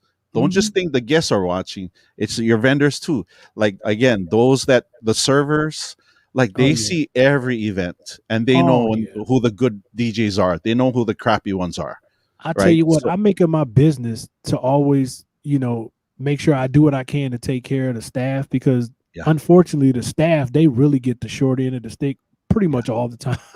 yeah, yeah, They're kind of treated like grunts, and I'm like, they're yeah, busting their humps in here. I'm watching them. They're in there when I'm in there. They're in there at the end of the night when I'm done, and they've been busting their hump all night. So if I can find a way to, get them to get a little fun, and I don't know how many times I've done events, and the staff's like, man, it's the most fun I've ever had. yeah. Working the gig, I appreciate it. So try to look out for them as much as you can as well. But at the end of the day, you got to take care of your clients and make sure they're Yes, taken care of. absolutely. I mean, again, I like what you said. If the vendors are commenting on how good you are, Yeah. that take that as a huge compliment. Oh yeah, that's awesome there. Because just like them, they're there and they do it every weekend. They see every event. For sure. Even you think they're just there serving and they're Oh just no, picking up no, they're actually paying attention. they They watching. watch. They watch. They watching, man. They all are. So yeah, super crazy. Just things you got to be mindful of. Oh Like, yeah, for real. it's this game is it's a lot to it. It's changed a lot, a whole Absolutely. lot. In the times I started, like I said, from vinyl to digital, just to the type of clientele and the way the game has changed. We're in this aux generation now. Play this song. Yes. Yeah. You got this song right here. Play Yeah. this. No, I'm not doing that. Yeah. Again, like I the gig I did last week, I was in Maui. One of the kids came up to me like, hey uncle, can I plug in my phone where you can play YouTube? I was like, absolutely not. Nope, not gonna happen. Nope. No. Not while I'm up here. You can play it after when I leave, but not while I'm up here. Right. Yeah. Not while I'm here. He's like, oh, okay, uncle, thank you. It was so nice though. The young man was so nice, but I was saying no. Yeah, no, not Can't today. do it. Not gonna happen. Not today, my friend. No. Not today. All right. So words you live by. Favorite quote, brother. Share with us. I kind of like the quote of, and I kind of live by it too. It's like from Walt Disney. Whatever you do it as best you can. Do the best you can or whatever you do. I don't care what you do in life. I don't care if you're a garbage man. I don't care if you're a mailman. I don't care if you're a server. Be the best that you can be and do your job as well as you can. And watch people, when they see you do as well as you can, they're going to want to come back and see you do it again. And they're going to want to hopefully bring more people to see you do what you do. Yes, sir. And when you do that, that's kind of how I've been with DJing and everything else I've done with all the jobs I've had. I always try to make sure I do the best I can and be the best I can and be the same person I've always been. I don't change. I don't care what I'm doing. Yeah. I'm still going to be me. You're going to get what you're going to get. This is me. I'm not going to put on any fronts and, I love it. and you do that. And like I said before, to somebody, you are somebody. Yeah. People are watching you all the time, no matter what you're doing, when you're doing well and when you're doing bad, or, maybe not as well, not doing a bad thing, but when things aren't maybe going as well for you, they still watching. How do you handle that? Yep. How do you move with that? Because I got to keep the same energy when I'm not doing well as I do when I do well. Yeah. So just got to make sure you do that. And I think if you, continue to do that, treat people the way you want to be treated and treat them right. I'm all about karma. Yeah. Good things come to those who do good things. So be great. Yeah. Be great every day. And, I tell my kids every day, great kids do what? They do great things. Yeah. And that's what they're going to do. So just be great. Yeah. I love it. Erica. do that. There it is. Tribe all day, every day. Throw them tribe emotes up. You got my emotes. Throw them tribe emotes up. There you go. Sorry, I have one more question for you, brother. Yes, sir. And it's funny when people always ask. Usually, like many times, a wedding coordinator and even sometimes couples will ask me this. Lately, I've been getting it from wedding coordinators. Like, do you charge the same at a wedding for your services, whether there's 25 people there as opposed to 200 people there? Ain't got nothing to do with how many people come. Amen. My service is the service. I don't get it. And I don't understand that. I don't change the way I DJ because there's only 10 people. I don't care if I've been blessed enough to DJ for thousands of people. 3, 4, 5,000 people, and I had the same crowd of 10 people out there partying and dancing like nobody's watching. I don't And I'm gonna give them understand the that when same they ask energy. that question. It's crazy. That's ridiculous. I'm like, no, that's crazy. You know, so she's gonna charge a different price because only 20 people want to come to the tables that she's decorating. No, Services will still be the same. The energy Service will is still be the service. same. Service is service. Yeah, I don't she need to have that understand conversation to the club owner. Yes, yeah, or even like, and which is one of the reasons why I only do weddings, and I've been approached again in the past where the club promoter or bar owner will come. It's like, hey, we can't pay you, but like we can promote your stuff. We'll put you on our flyer, and they will feed you all the food you want and I stuff. don't work for food. I can feed Like, myself. I don't work for yep. drinks. I can drink at home. It's almost like me saying, hey, you know what? I'm gonna hire you guys, bring all the all the alcohol. Yeah, I can't pay you, but I'm gonna put your bar name on a flyer. I'm gonna let everybody know what you're all about. Like, no, that's not gonna happen. Then why would you think the same of us? Yeah, that's the one. That's when I knew it was time to stop dealing with clubs. And they go, we didn't kind of had a night we wanted to have. I ain't got nothing to do with that. Yeah, this whose is my fault is that? contract price. Yep. I came and did my job, so you need to pay me for what I did. So I ain't got nothing to do with it. You came to the club. You need to promote more. That ain't my problem. The music was dope. Hey, I was rocking. I don't know about y'all. I showed up. Yes, sir. Yes, sir. Crazy, it is man. What it is, man. It's wild. It is what it is, bro. It is what it is. True that. When's your next schedule? When you streaming again, bro? I'm actually gonna stream back tomorrow. Like I said, I had a bad day today with streaming because the internet was not gonna let me be great. It was real sketchy. We got through it. But no, tomorrow night I should be back on probably around 9 p.m. Eastern Standard Time. It's our Bonnets and Do-Rags, which is our slow grown folks sexy vibe. So nice. We always do a slow set, old school, new school, whatever the vibe is, we're gonna be in that pocket. So, I always say bring a towel, whatever you're sipping on. And we got the Relly whip and the whipped cream and whatever, the candles, whatever you want to bring, and do what you got to do. But we're gonna have a grown folk party. We have a good time though. It's always a vibe, and the chat is what keeps it going. You already know. Yes. When's Kelly? When is she streaming again? Kelly just streamed tonight on Wednesday. She'll be doing it again on Sunday. And actually, this for the month of June, every Sunday she's going to be doing a tribute to fathers. So every Sunday for the month of June, she is featuring a DJ on Twitch that's a father. Nice. And she's interviewed, and we're going to be playing those interviews back. I love that. And have those people in the chat for those different DJs that are going to give different perspectives of fatherhood. And love it. So it was pretty dope. We were working on that. She's been doing an awesome job with some of these DJs, and just you're learning a lot about us. A lot of the DJs, as opposed to you just see them out here playing music and find out behind the scenes what's behind the DJ, what's really about this person about. So love it, man. So that'll be starting this Sunday. Awesome. 5 p.m. Eastern Standard Time at Kaylevision. She's in the chat. Make sure you follow my beautiful wife at Kaylevision. Such a sweetheart. Yes, she is. Yeah, such a sweetheart. Yeah. Snoopy's got another question right here. Yeah, Snoopy, what up, yo? Right there. I'm gonna drop it. He's asking, and I'm gonna get your thoughts. R. Kelly ignition or not at a way? You know what? That's funny.